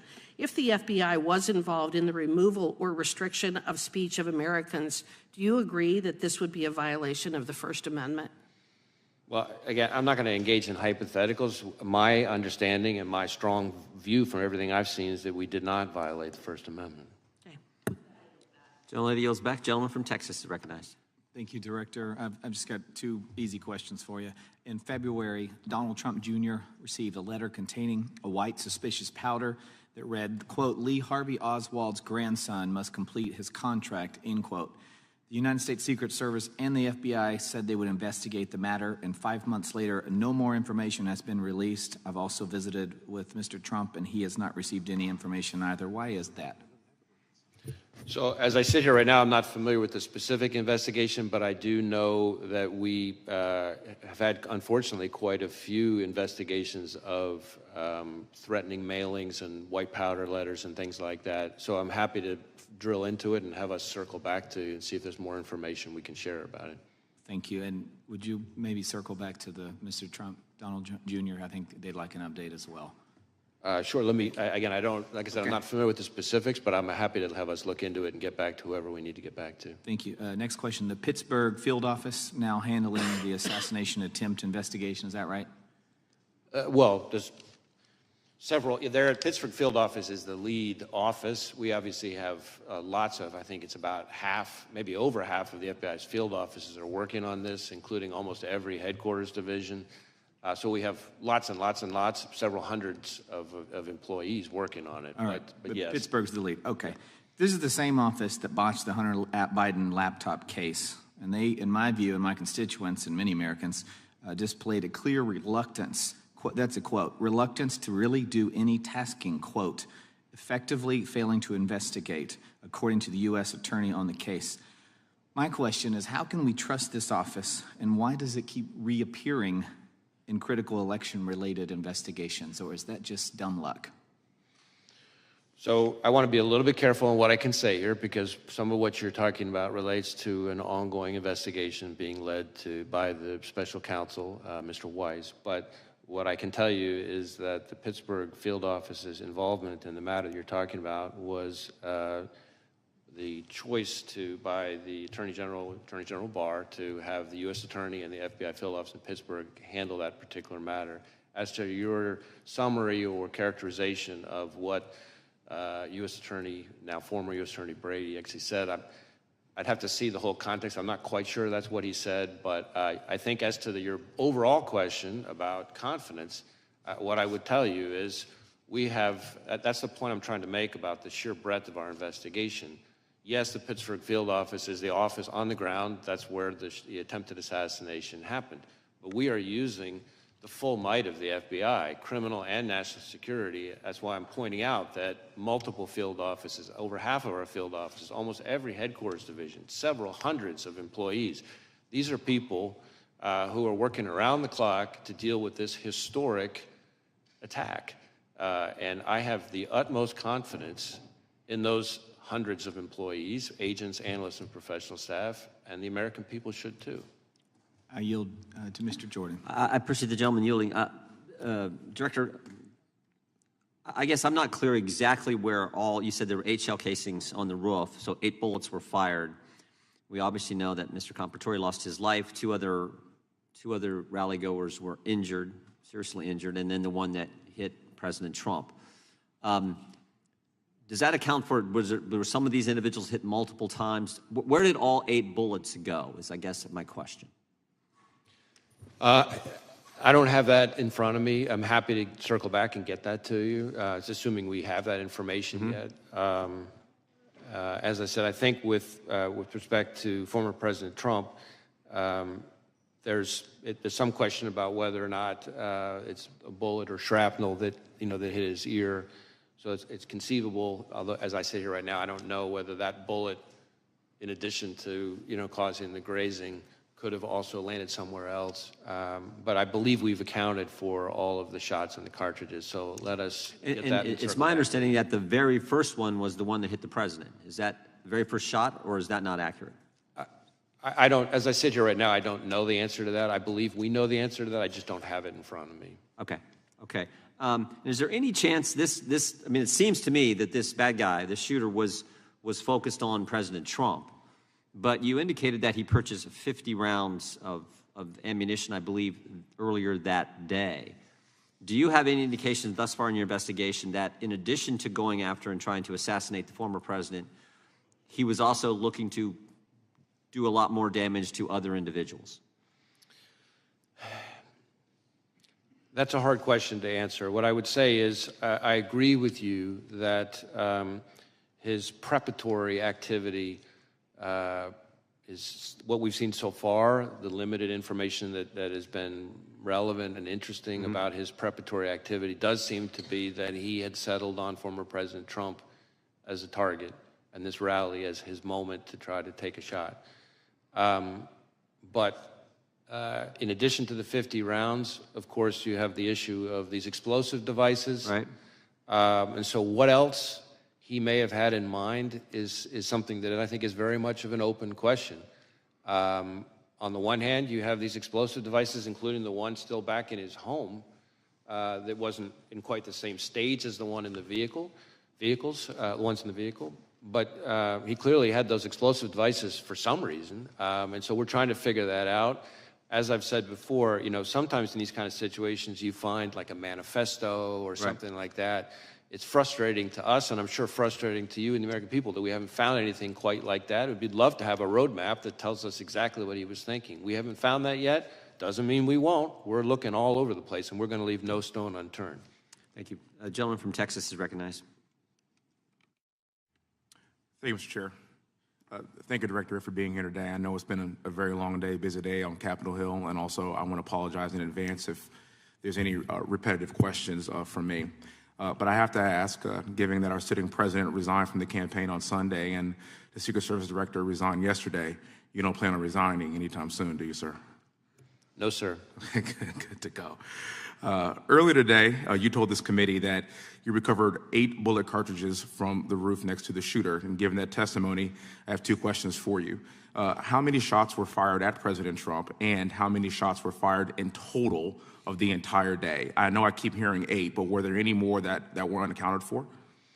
The best information I have right now is 8 shots. As to the sequence, I'm not sure I have that sitting here right now. As I said to the chairman, I'm going to go back to my team and see if we've got that nailed down yet. And if we have, I'm happy to share it with you and the rest of the committee. Please do, sir. Thank you very much for that. You also mentioned that the shooter used encrypted messages to communicate. Specifically, do you know what apps or what apps he was using to communicate, and can you confirm if he was communicating with any foreign nationals through the encrypted messages? So as to the names of the apps, I don't have that right here in front of me. As far as communicating with any foreign actors, I'll say two things. One, we haven't, as I think I've testified before, but we have not, at the moment at least, identified any accomplices or co-conspirators, foreign or domestic. Okay. So that, as to foreign contacts, of course, that's part of why we want to get access to the encrypted messages, because that might tell us whether he'd been in contact with somebody. Thank you. Let's talk about motive. I know the FBI has taken a lead role in investigating the assassination on President Trump. Your team has searched the shooter's phone, conducted countless interviews, done extensive research into his motives. As of today, July 24th, 2024, do you and your team know the motive of the shooter or have any idea on what could have driven it? Well, know and have any idea are two very different things. Okay. We do not know the motive. That is obviously one of the central questions in our investigation, and it's been very frustrating to us that a lot of the usual kind of low-hanging fruit places that we would find at have not yielded significant clues about his motive. Okay. Having said that, we have seen indications that he was interested in public figures. And that in the period around July 6th, leading up to July 13th, he does seem to have become very focused on this particular rally and former President Trump. But exactly what his thought process was in doing that, that's something that's still very much under investigation. I want to make something clear to the American people to try to help out what motive could be. And again, it's not my job to steer it, but here are some of my thoughts. I'm not sure about motive either, specifically, but I can tell you that after this assassination attempt, people on both sides have said that both parties need to tone down the rhetoric. But recently, just on Monday, in fact, President Biden called into the Harris campaign event and said that President Trump was a threat to democracy. Just take a look behind me at these photos. This is a magazine cover of the New Republic from June 2024, published just 1 month before the assassination attempt on President Trump. In a tweet explaining the cover, the New Republic said this: "Today, we at the New Republic think we can spend this election year in one of two ways. We could spend it debating whether Trump meets the 9 or 17 points that define fascism, or we could spend it saying he's damn close enough and we'd better fight. We unreservedly choose the latter course." Now, sir, I know you said that the FBI doesn't have a clear motive yet, and you've explained that. But in your professional experience as an investigator, do you think that language like this could radicalize someone to engage in political violence?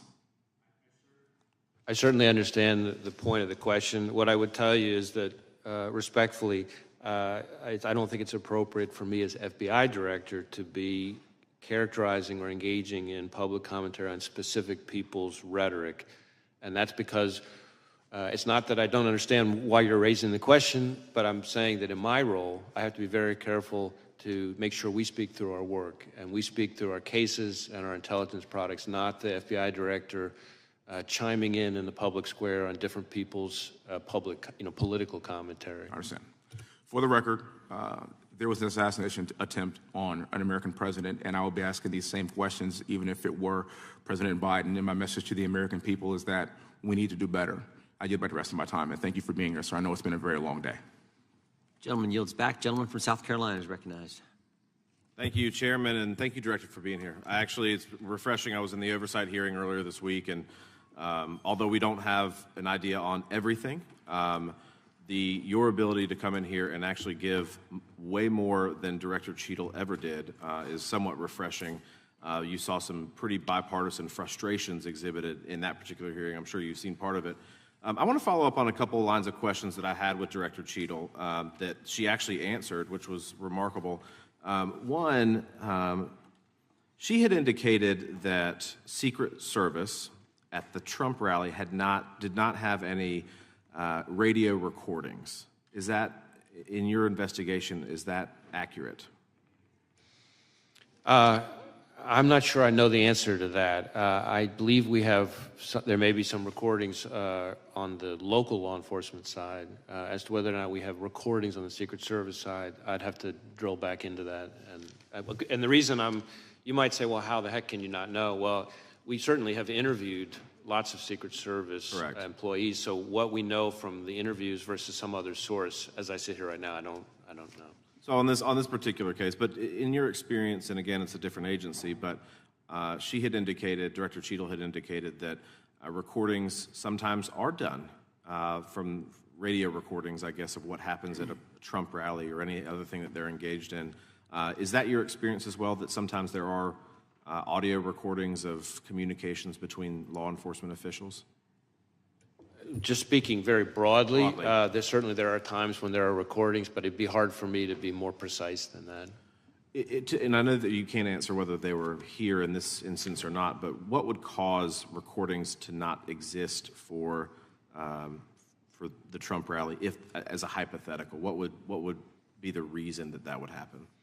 I'm afraid I don't know the answer to that. I mean, if they didn't record, there may be situations where they just don't record in the first place, and why that would be, though, I'm not sure I can answer that. Thank you. Let me ask you this, and this is another line of questioning. Director Cheadle had indicated that seconds before the would-be assassin fired the shot, is roughly seconds, is when he became a person of suspicion to an actual threat. Would you agree with that assessment from Director Cheadle? Well, let me try it this way. I think there are sort of three, in my mind, there's sort of three, let's say, three significant moments on this continuum that you're kind of getting at.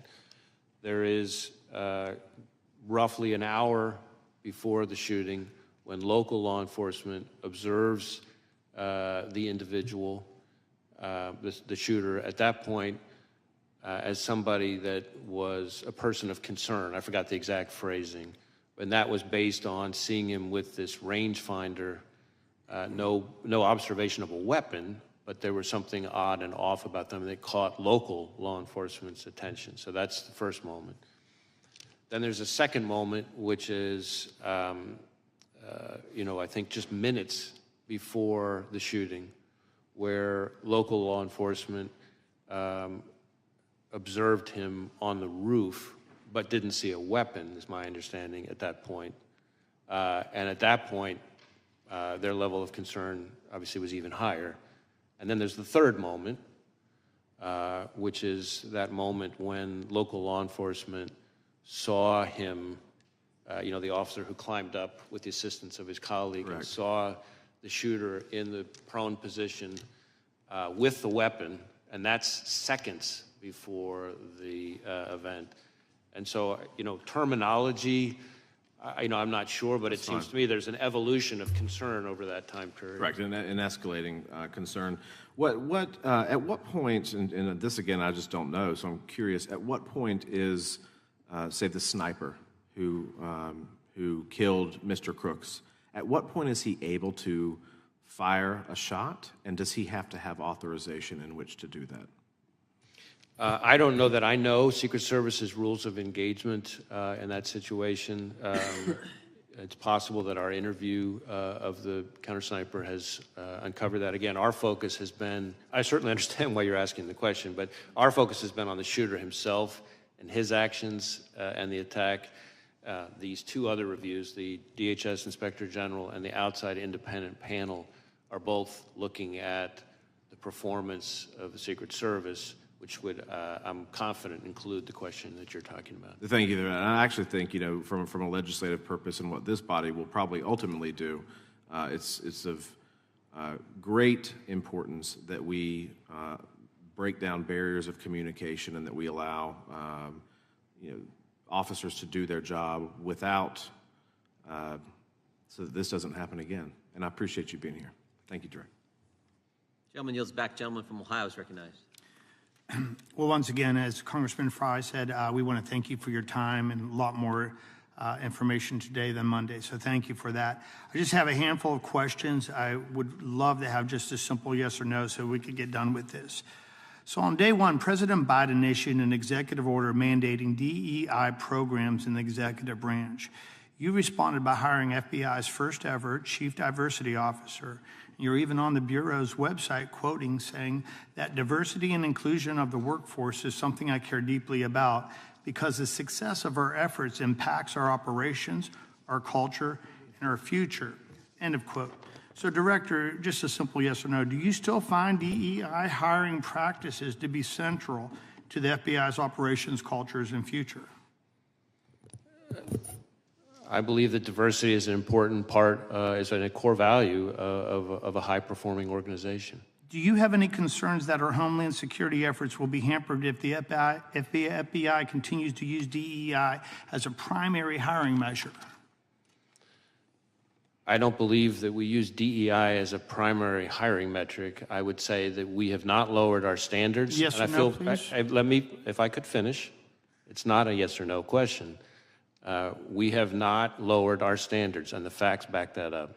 Are you aware of a 112-page report compiled by senior agents and analysts which stated, quote, if the current trajectory of the FBI special agent recruitment and selection continues, using DEI as the primary and sole measure of our homeland security efforts will be significantly hampered. Do you know about that 112-page report? I'm aware of a report from a number of anonymous former employees.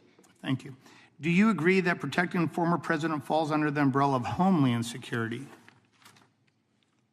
Well, protecting the former president, the physical security, the protective detail on the former president is the province of the Secret Service, which is part of the Department of Homeland Security. It is my understanding that historically the FBI had 100,000 applications for special agents on file at any given time of the year. So talking about slipping recruitment, are you aware that on February of 2024, a letter from the FBI's Assistant Director for Training Division, which reported that FBI only received an estimated 48,000 applications over a 2-year period? I don't know if we're comparing apple to apple. What I can tell you is that in the time that I've been FBI director, the number of Americans applying to be special agent has gone up dramatically to the tune of, in some cases, double or triple the pace so it was when I... If I could finish, sir, if I could finish, please.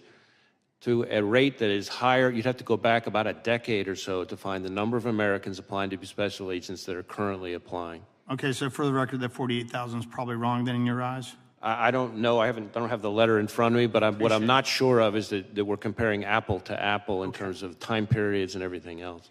In advance of the Trump shooting, United States Secret Service Special Agent in Charge Tim Burke reportedly told law enforcement partners that NATO summit in Washington, D.C. limited his resources available to the Trump rally. The service has similar DEI hiring aims and failed their zero-fail mission to protect President Trump.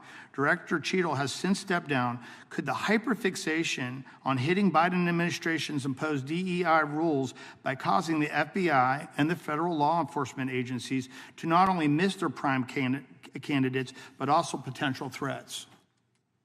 Well, I can't speak to Secret Service's hiring practice. What I can tell you is that, in my view, diversity, like everything else, is something that has to be done in the right way. Just like everything else, there's a right way and a wrong way to achieve it.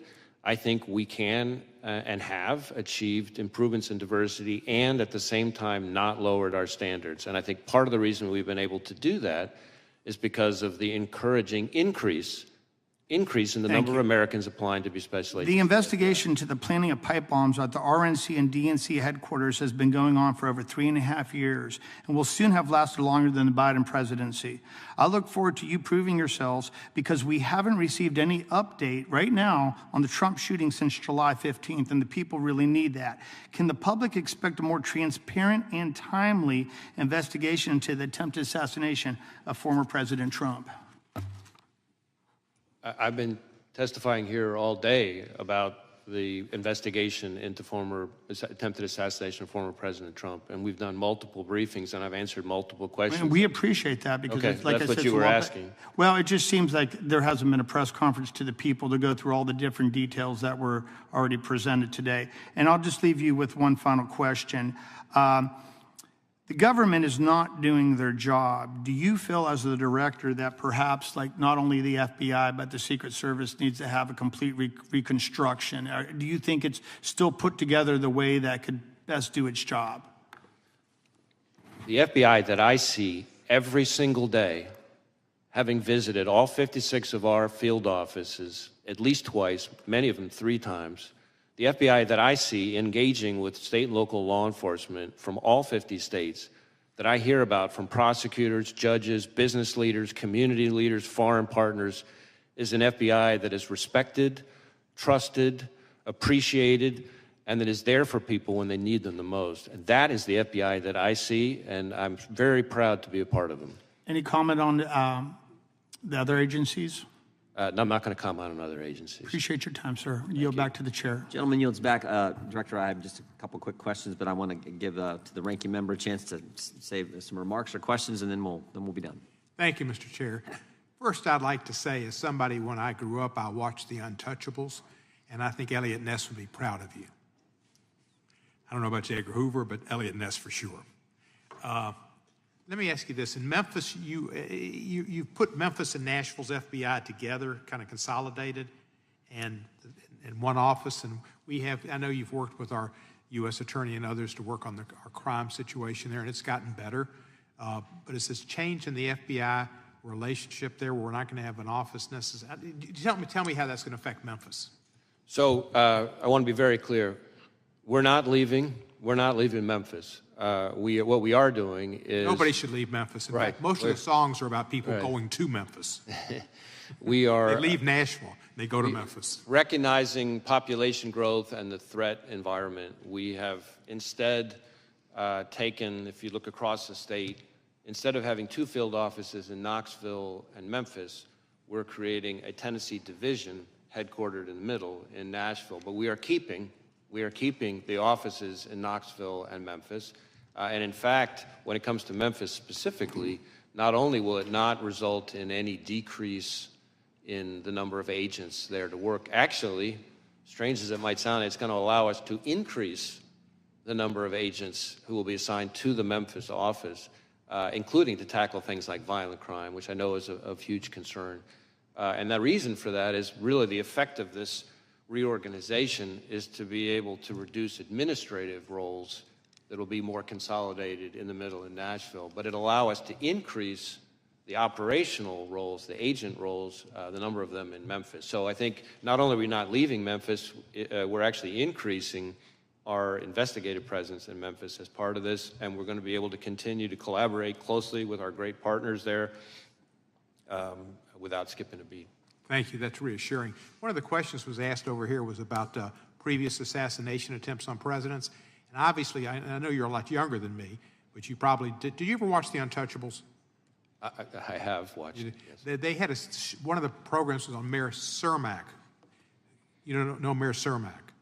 I'm sorry, I couldn't hear you. Mayor Cermak, do you know who he was? I do not. He was the mayor of Chicago. And in February of 1933, there was an assassination attempt on Franklin Roosevelt in Miami, Florida. And Mayor Cermak, C-E-R-M-A-K, was killed and said, "I'm glad it was me and not you." Allegedly, he said that. But anyway, that was an attempt, and it failed, and that was Untouchables brought it into my consciousness. But thank you for your work. I appreciate it very much, and I appreciate you're not looking into changing our Democratic nominee. That's something we normally do. Thank you. Director, I'm still not clear in my mind. When did the counter snipers, the good guys, when did they first get eyes on the bad guy, the would-be assassin, on the roof of the AGR building? I'm not certain, but I'll take my best effort here. I guess I'm sorry to interrupt, but yeah. Did they have eyes on him before the local law enforcement was looking up on the roof and engaged with the bad guy shooter? I don't know the answer to that. I will look into that and get back to you. I believe we have the answer. I just don't know that I have it. I want to make sure I answer accurately. Because we thought, from the briefings that Mr. Abate gave us, or Abate gave us, excuse me, Abate gave us, and the briefings you gave the Congress, that they did, but it wasn't clear from your testimony. So if you can get that answer to us, that would be helpful. I want to circle back just a third time, if I could, to the Iranian threat to President Trump and some others, former members of our government. The reason I want to go back to that, because we now know that the Secret Service and Homeland Security denied resources to President Trump's detail that they had asked for. And it seems to me, if that all happened after you guys knew about the Iran threat and had briefed the Secret Service on that real threat, that's an even bigger problem. And that's why I was trying to get that timeline down, when you knew about it and when you briefed the Secret Service on the Iranians' threat to kill President Trump. So again, I really want to be careful to both be accurate, but also not to kind of stray into any kind of classified information or confirm the existence of classified information. So let me see if there's a way for us to get back to you on that question. I understand why you're asking. It may be easier to answer than I think, but at the moment in an open hearing, I'm not sure if I can see the right way to do that. Fair enough. We'll expect answers to both of those questions, and you can get back to this. That'd be great. Finally, anything else you want to tell us that we didn't ask? I mean, you came today and you told us some things that weren't even prompted by questions, and I just want to make sure if there's anything else you want to tell us regarding July 13th and what you've discovered, now's the time. Well, again, we're going to continue to engage with the Congress. I think we've covered a lot of the points that I really wanted to make sure that I got across, and just as I'm looking at my list, in one way or another through the course of today's questioning, I think we've gotten through most of it. That concludes today's hearing. We thank our witness for appearing before the committee today. Without objection, all members will have 5 legislative days to submit additional written questions for the witness or additional materials for the record. Without objection, the hearing is adjourned.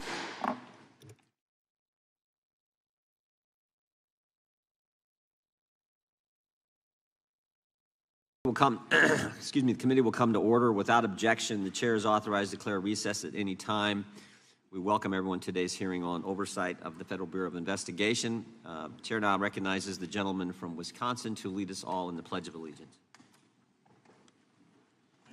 Allegiance to the flag of the United States of America, and to the republic for which it stands, one nation, under God, indivisible, with liberty and justice for all.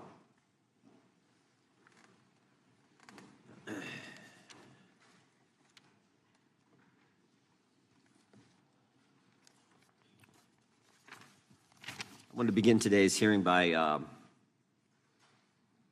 recognizing the fact that we no longer have one of our great members with us. Sheila Jackson Lee, as we all know, passed away. She was a dedicated public servant.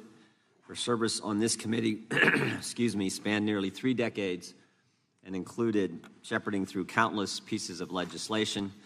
I said yesterday at subcommittee hearing that I don't know that there was any member of Congress who got more out of 5 minutes than Sheila Jackson Lee did. And she was just a pleasant spirit who we all enjoyed. And we're thinking about her family. We all certainly will miss Sheila. I yield to the ranking member for comments. Thank you, Mr. Chairman. Mr. Chairman, this room and our hearts feel a little emptier today as we mourn the loss of our dear friend and colleague, Sheila Jackson Lee. In the nearly 30 years that I've served with Sheila on the Judiciary Committee, I witnessed her boundless energy, her courage, and her character as she lent her voice and her legislative talents to nearly every issue that came before this committee. Whether it was advocating for just and humane immigration reform, working to protect voting rights and preserve our civil liberties, or delving into the technical details of administrative law and intellectual property, Sheila was always at the forefront of our work. Sheila made perhaps her greatest mark serving as the chair and later ranking member of the Crime Subcommittee. In this role, she worked in a bipartisan fashion to reauthorize the Violence Against Women Act and to protect victims of trafficking, among many other successes. She was also a leader on such issues as sentencing reform, gun safety, police accountability, and racial justice. Sheila engaged in many spirited debates, but she always had the deepest respect for all of her colleagues, even those with whom she vehemently disagreed. And she deeply loved the institution of Congress, and particularly the Judiciary Committee, because it gave her a platform to make a meaningful impact on the lives of millions of Americans. If Sheila took up a cause, she could be relentless in her determination to see it through, whether that meant making one extra phone call, going to one more meeting, offering one more amendment, or making one more speech. She would not rest until she thought she had done everything she could to fight for the issues she cared about. Through it all, she stayed true to her values and always had the people of Houston close to her heart. We are all better for having known her, and the American people are better for having had her in their corner all these years. I will deeply miss my friend and colleague. May her memory be a blessing. I yield back. I want to thank the ranking member. Well said. Now, Chair will recognize himself for an opening statement. July 13th was a terrible day for America. We all agree spirited debate, fighting for what you believe in are part of what makes this country the greatest nation in the world. But the First Amendment and robust political debate are not consistent in any way with violence. What happened in Butler, Pennsylvania was a tragedy that took the life of a good man, Corey Compertor, leaving a wife without a husband and 2 daughters without a father. Others were injured, and of course, former President Trump, by the grace of God, survived the assassination attempt. There are a lot of unanswered questions about the security failures that day, questions about decisions made before the rally, questions about actions during the rally, and questions about statements made after the event concluded. Prior to the rally, why was the president's security detail denied requests for extra resources? Why weren't all the buildings secured? There were a finite number of buildings that needed to be secured. Why wasn't that done? Why was the president allowed to walk out on the stage when there was a suspicious person on the property? During the rally, what exactly happened between 6:09 and 6:14, those critical 5 minutes? We know from briefings from the director and the deputy director at the FBI and other information we've gathered that at 6:09, the shooter was identified on the roof. At 6:10, the counter sniper was notified. Counter sniper teams were notified about the shooter. 6:11, the shooter fired several shots, injuring and killing one person, injuring others. At 6:12, the counter sniper took down the shooter, and at 6:14, President Trump was escorted off the stage by Secret Service agents. We need to know what happened play by play, moment by moment, second by second, the communications that took place, again, during that critical 5 minutes. And then finally, after the rally, why did both the Secret Service and Secretary of Homeland Security, Mayorkas, lie to the American people? July 14th, the day after the attack, Secret Service spokesman Anthony Guglielmi said this, quote, "The assertion that a member of the former president's security team requested additional security resources that the U.S. Secret Service or the Department of Homeland Security rebuffed is absolutely false." The next day, Secretary Mayorkas said, "That is an unequivocally false assertion. We had not received any requests for additional security measures that were rebuffed." But 5 days later, top officials repeatedly rejected requests from Donald Trump's security detail for more personnel. And on the 21st of July, the New York Times, confirming what the Washington Post reported, said, quote, "Mr. Guglielmi acknowledged that the Secret Service had turned down requests for additional federal security assets for Mr. Trump's detail." 180-degree change. Why did they initially lie to us in the days after the attack in Pennsylvania? Finally, we hope to learn more today from Director Wray about the shooter, his use of the drone, the explosives that were in his car, how he got on the roof, and a host of other questions.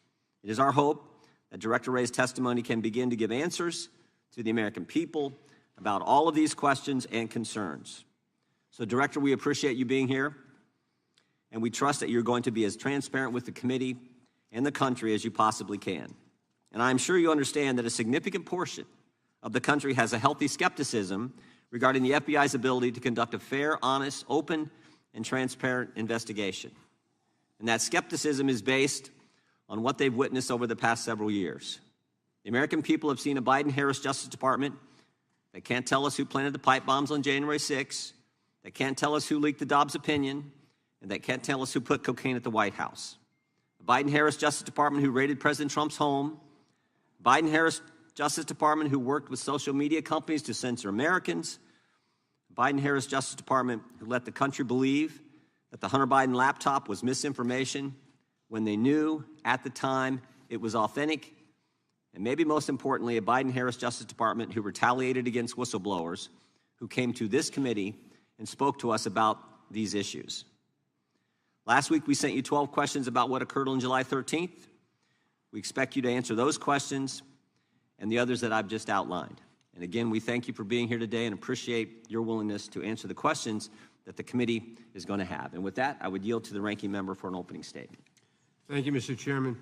Mr. Chairman, 2 weeks ago, our country witnessed a shocking assassination attempt on a presidential candidate. Now, I disagree with Donald Trump in almost every policy area imaginable.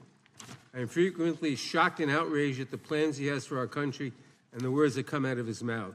and I have dedicated much of the last 8 years to fighting his agenda.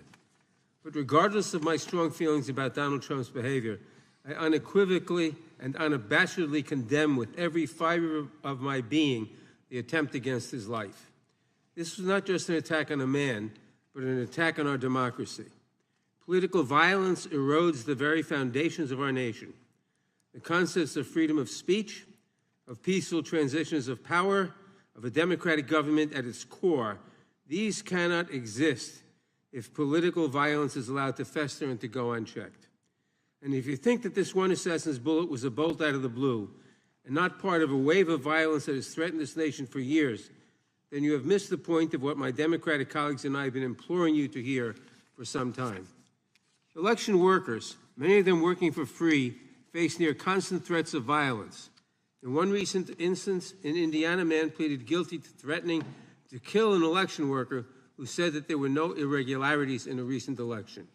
That man said, quote, 10 million plus patriots will surround you when you least expect it and will, expletive, kill you, close quote. That is political violence. In another instance, Speaker Emerita Nancy Pelosi's husband was bludgeoned over the head with a hammer by an intruder in his home who had been there to capture Ms. Pelosi, interrogate her, and possibly, quote, break her kneecaps because of her liberal views. That is political violence. The death threats surging against Vice President Harris, former President Obama and his wife Michelle, and Governor DeSantis, as well as many others, including videos online of individuals holding guns making assassination threats. That is political violence. The plot to kidnap Governor Gretchen Whitmer and overthrow parts of the state government. That is political violence. The brutal, deadly attack 3 years ago against this very building, with rioters breaking through police barriers to run through these halls chanting, "Kill Nancy," and "Hang Mike Pence," and even hanging a noose outside the building. These rioters battering Capitol Police officers and forcing members of Congress and their staffs to go into hiding, squatted in spaces under desks or in closets. That is political violence. This assassination attempt, as horrific as it is, should surprise no one. And you would think a political party that almost lost their presidential candidate through an act of political violence would have something to say about the way their leaders keep talking about the next election. Donald Trump has warned there will be a, quote, bloodbath if he loses. Republican Ohio State Senator George Lang said just last week at a rally for J.D. Vance that he is, quote, afraid that civil war might be necessary if Republicans lose the November election. President of the right-wing think tank and Project 2025 leader, the Heritage Foundation, Kevin Roberts, said on Stephen Bannon's podcast, quote, "We are in the process of the second American Revolution, which will remain bloodless if the left allows it to be," close quote. Republican former Alaska Governor Sarah Palin said in August of last year of Trump's indictments, "Do you want us to be in civil war? Because that's what's going to happen. We're not going to keep putting up with this. We do need to rise up and take our country back," close quote. I could go on, but it's more and more of the same. And I hear nothing from the other side of the aisle in this room about these statements. Do you support a bloodbath if you don't get the election outcome you want? Do you justify violence if the left does not agree with you? And what exactly has preoccupied this Republican majority while their allies threaten violence to their political enemies, real and imagined?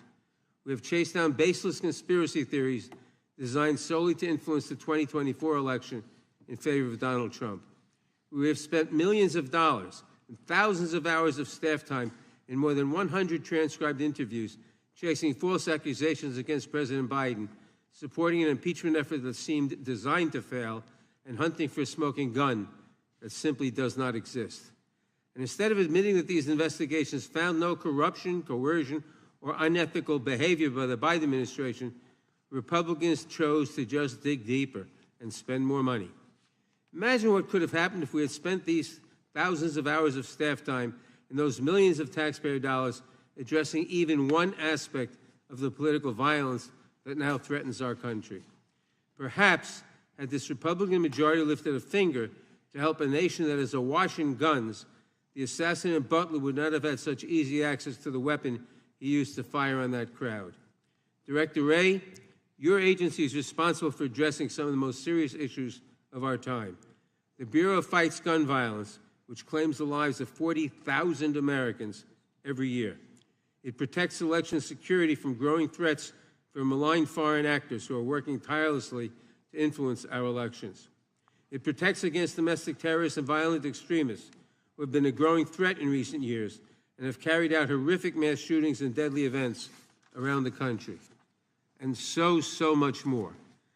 I apologize to you, Director, that instead of supporting you in these missions in the 118th Congress, some of my colleagues have instead hindered your work, maligned your agents, and called to abolish and defund your agency, all for political gain. It is despicable, especially from the party that claims to, quote, back the blue. And I know that you and your many agents and employees have paid the price for these baseless attacks. I know you have faced a barrage of threats, distrust, and vitriol from the public as a result of these wild, politically driven conspiracies. I know it has become even more dangerous and difficult for you to come to work each day. I may not agree with you on everything, but I sincerely thank you and every employee in your agency who continues to protect our country. The FBI is vital to keeping America safe, and I pray that today we can focus on the real, substantive work of the agency. It is the least we owe our country in these times. I yield back. Gentleman yields back. Without objection, all other opening statements will be included in the record. We will now introduce today's witness. The Honorable Christopher Wray has been the director of the FBI since 2017.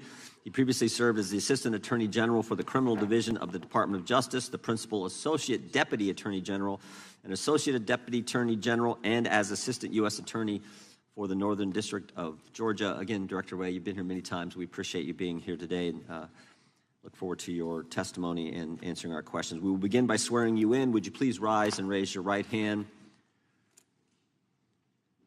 Do you swear or affirm under penalty of perjury that the testimony you're about to give is true and correct to the best of your knowledge, information, and belief, so help you God?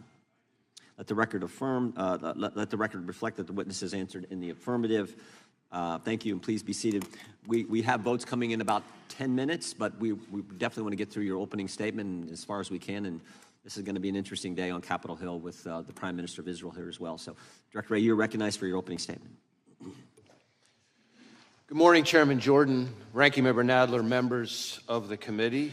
I want to begin by offering my condolences on the passing of Representative Jackson Lee, who served the people of Texas in this body and on this committee for so long. Thank you all for your support of our efforts to protect the American people and uphold the Constitution. I am proud to be here today representing the 38,000 special agents, intelligence analysts, and professional staff who make up the FBI, men and women who every day work relentlessly to counter the most complex threat environment I've seen in my tenure as FBI director, maybe in my entire career in law enforcement. Before I go any further, I also want to acknowledge and offer my deepest condolences to the victims of the horrific assassination attempt in Butler County, to the friends and family of Corey Comparator, who by all accounts lost his life protecting others from danger, to the other victims, two of whom were critically wounded, and of course, to President Trump, former President Trump and his family. As I've said from the beginning, the attempted assassination of the former president was an attack on our democracy and our democratic process, and we will not and do not tolerate political violence of any kind, especially a despicable account of this magnitude. And I want to assure you and the American people that the men and women of the FBI will continue to work tirelessly to get to the bottom of what happened. We are bringing all the resources of the FBI to bear, both criminal and national security. Now, there's a whole lot of work underway and still a lot of work to do, and our understanding of what happened and why will continue to evolve, but we're going to leave no stone unturned. The shooter may be deceased, but the FBI's investigation is very much ongoing. To that point, I also want to acknowledge that I recognize both the congressional and the public interest in this case and the importance of this investigation to the American people. And I understand there are a lot of open questions. So while the investigation is very much ongoing and our assessments of the shooter and his actions continue to evolve, my hope here today is to do my best to provide you with all the information I can, given where we are at this point. I have been saying for some time now that we are living in an elevated threat environment. And tragically, the Butler County assassination attempt is another example, a particularly heinous and very public one, of what I've been talking about. But it also reinforces our need at the FBI and our ongoing commitment to stay focused on the threats, on the mission, and on the people we do the work with and the people we do the work for. Every day, all across this country and indeed around the world, the men and women of the FBI are doing just that, working around the clock to counter the threats we face. Just in the last year, for example, in California, the FBI and our partners targeted an organized crime syndicate responsible for trafficking fentanyl, meth, and cocaine all across North America. We charged the Mexican-based suppliers who brought the drugs into the United States, a network of Canada-based truck drivers who delivered the drugs, and the distributors in the United States who spread the poison into our communities. Staying on threats emanating from the border, I have warned for some time now about the threat that foreign terrorists may seek to exploit our southwest border or some other port of entry to advance a plot against Americans. Just last month, for instance, the Bureau and our Joint Terrorism Task Forces worked with ICE in multiple cities across the country as several individuals with suspected international terrorist ties were arrested using ICE's immigration authorities. Leading up to those arrests, hundreds of FBI employees dedicated countless hours to understand the threat and identify additional individuals of concern.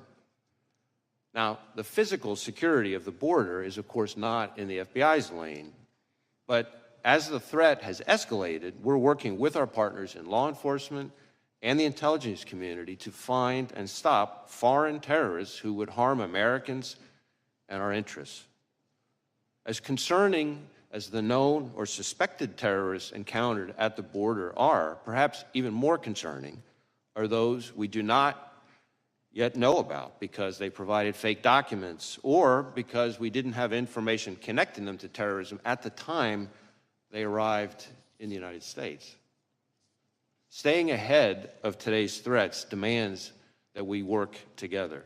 And for the FBI, that means doubling down on our partnerships, especially with state and local law enforcement.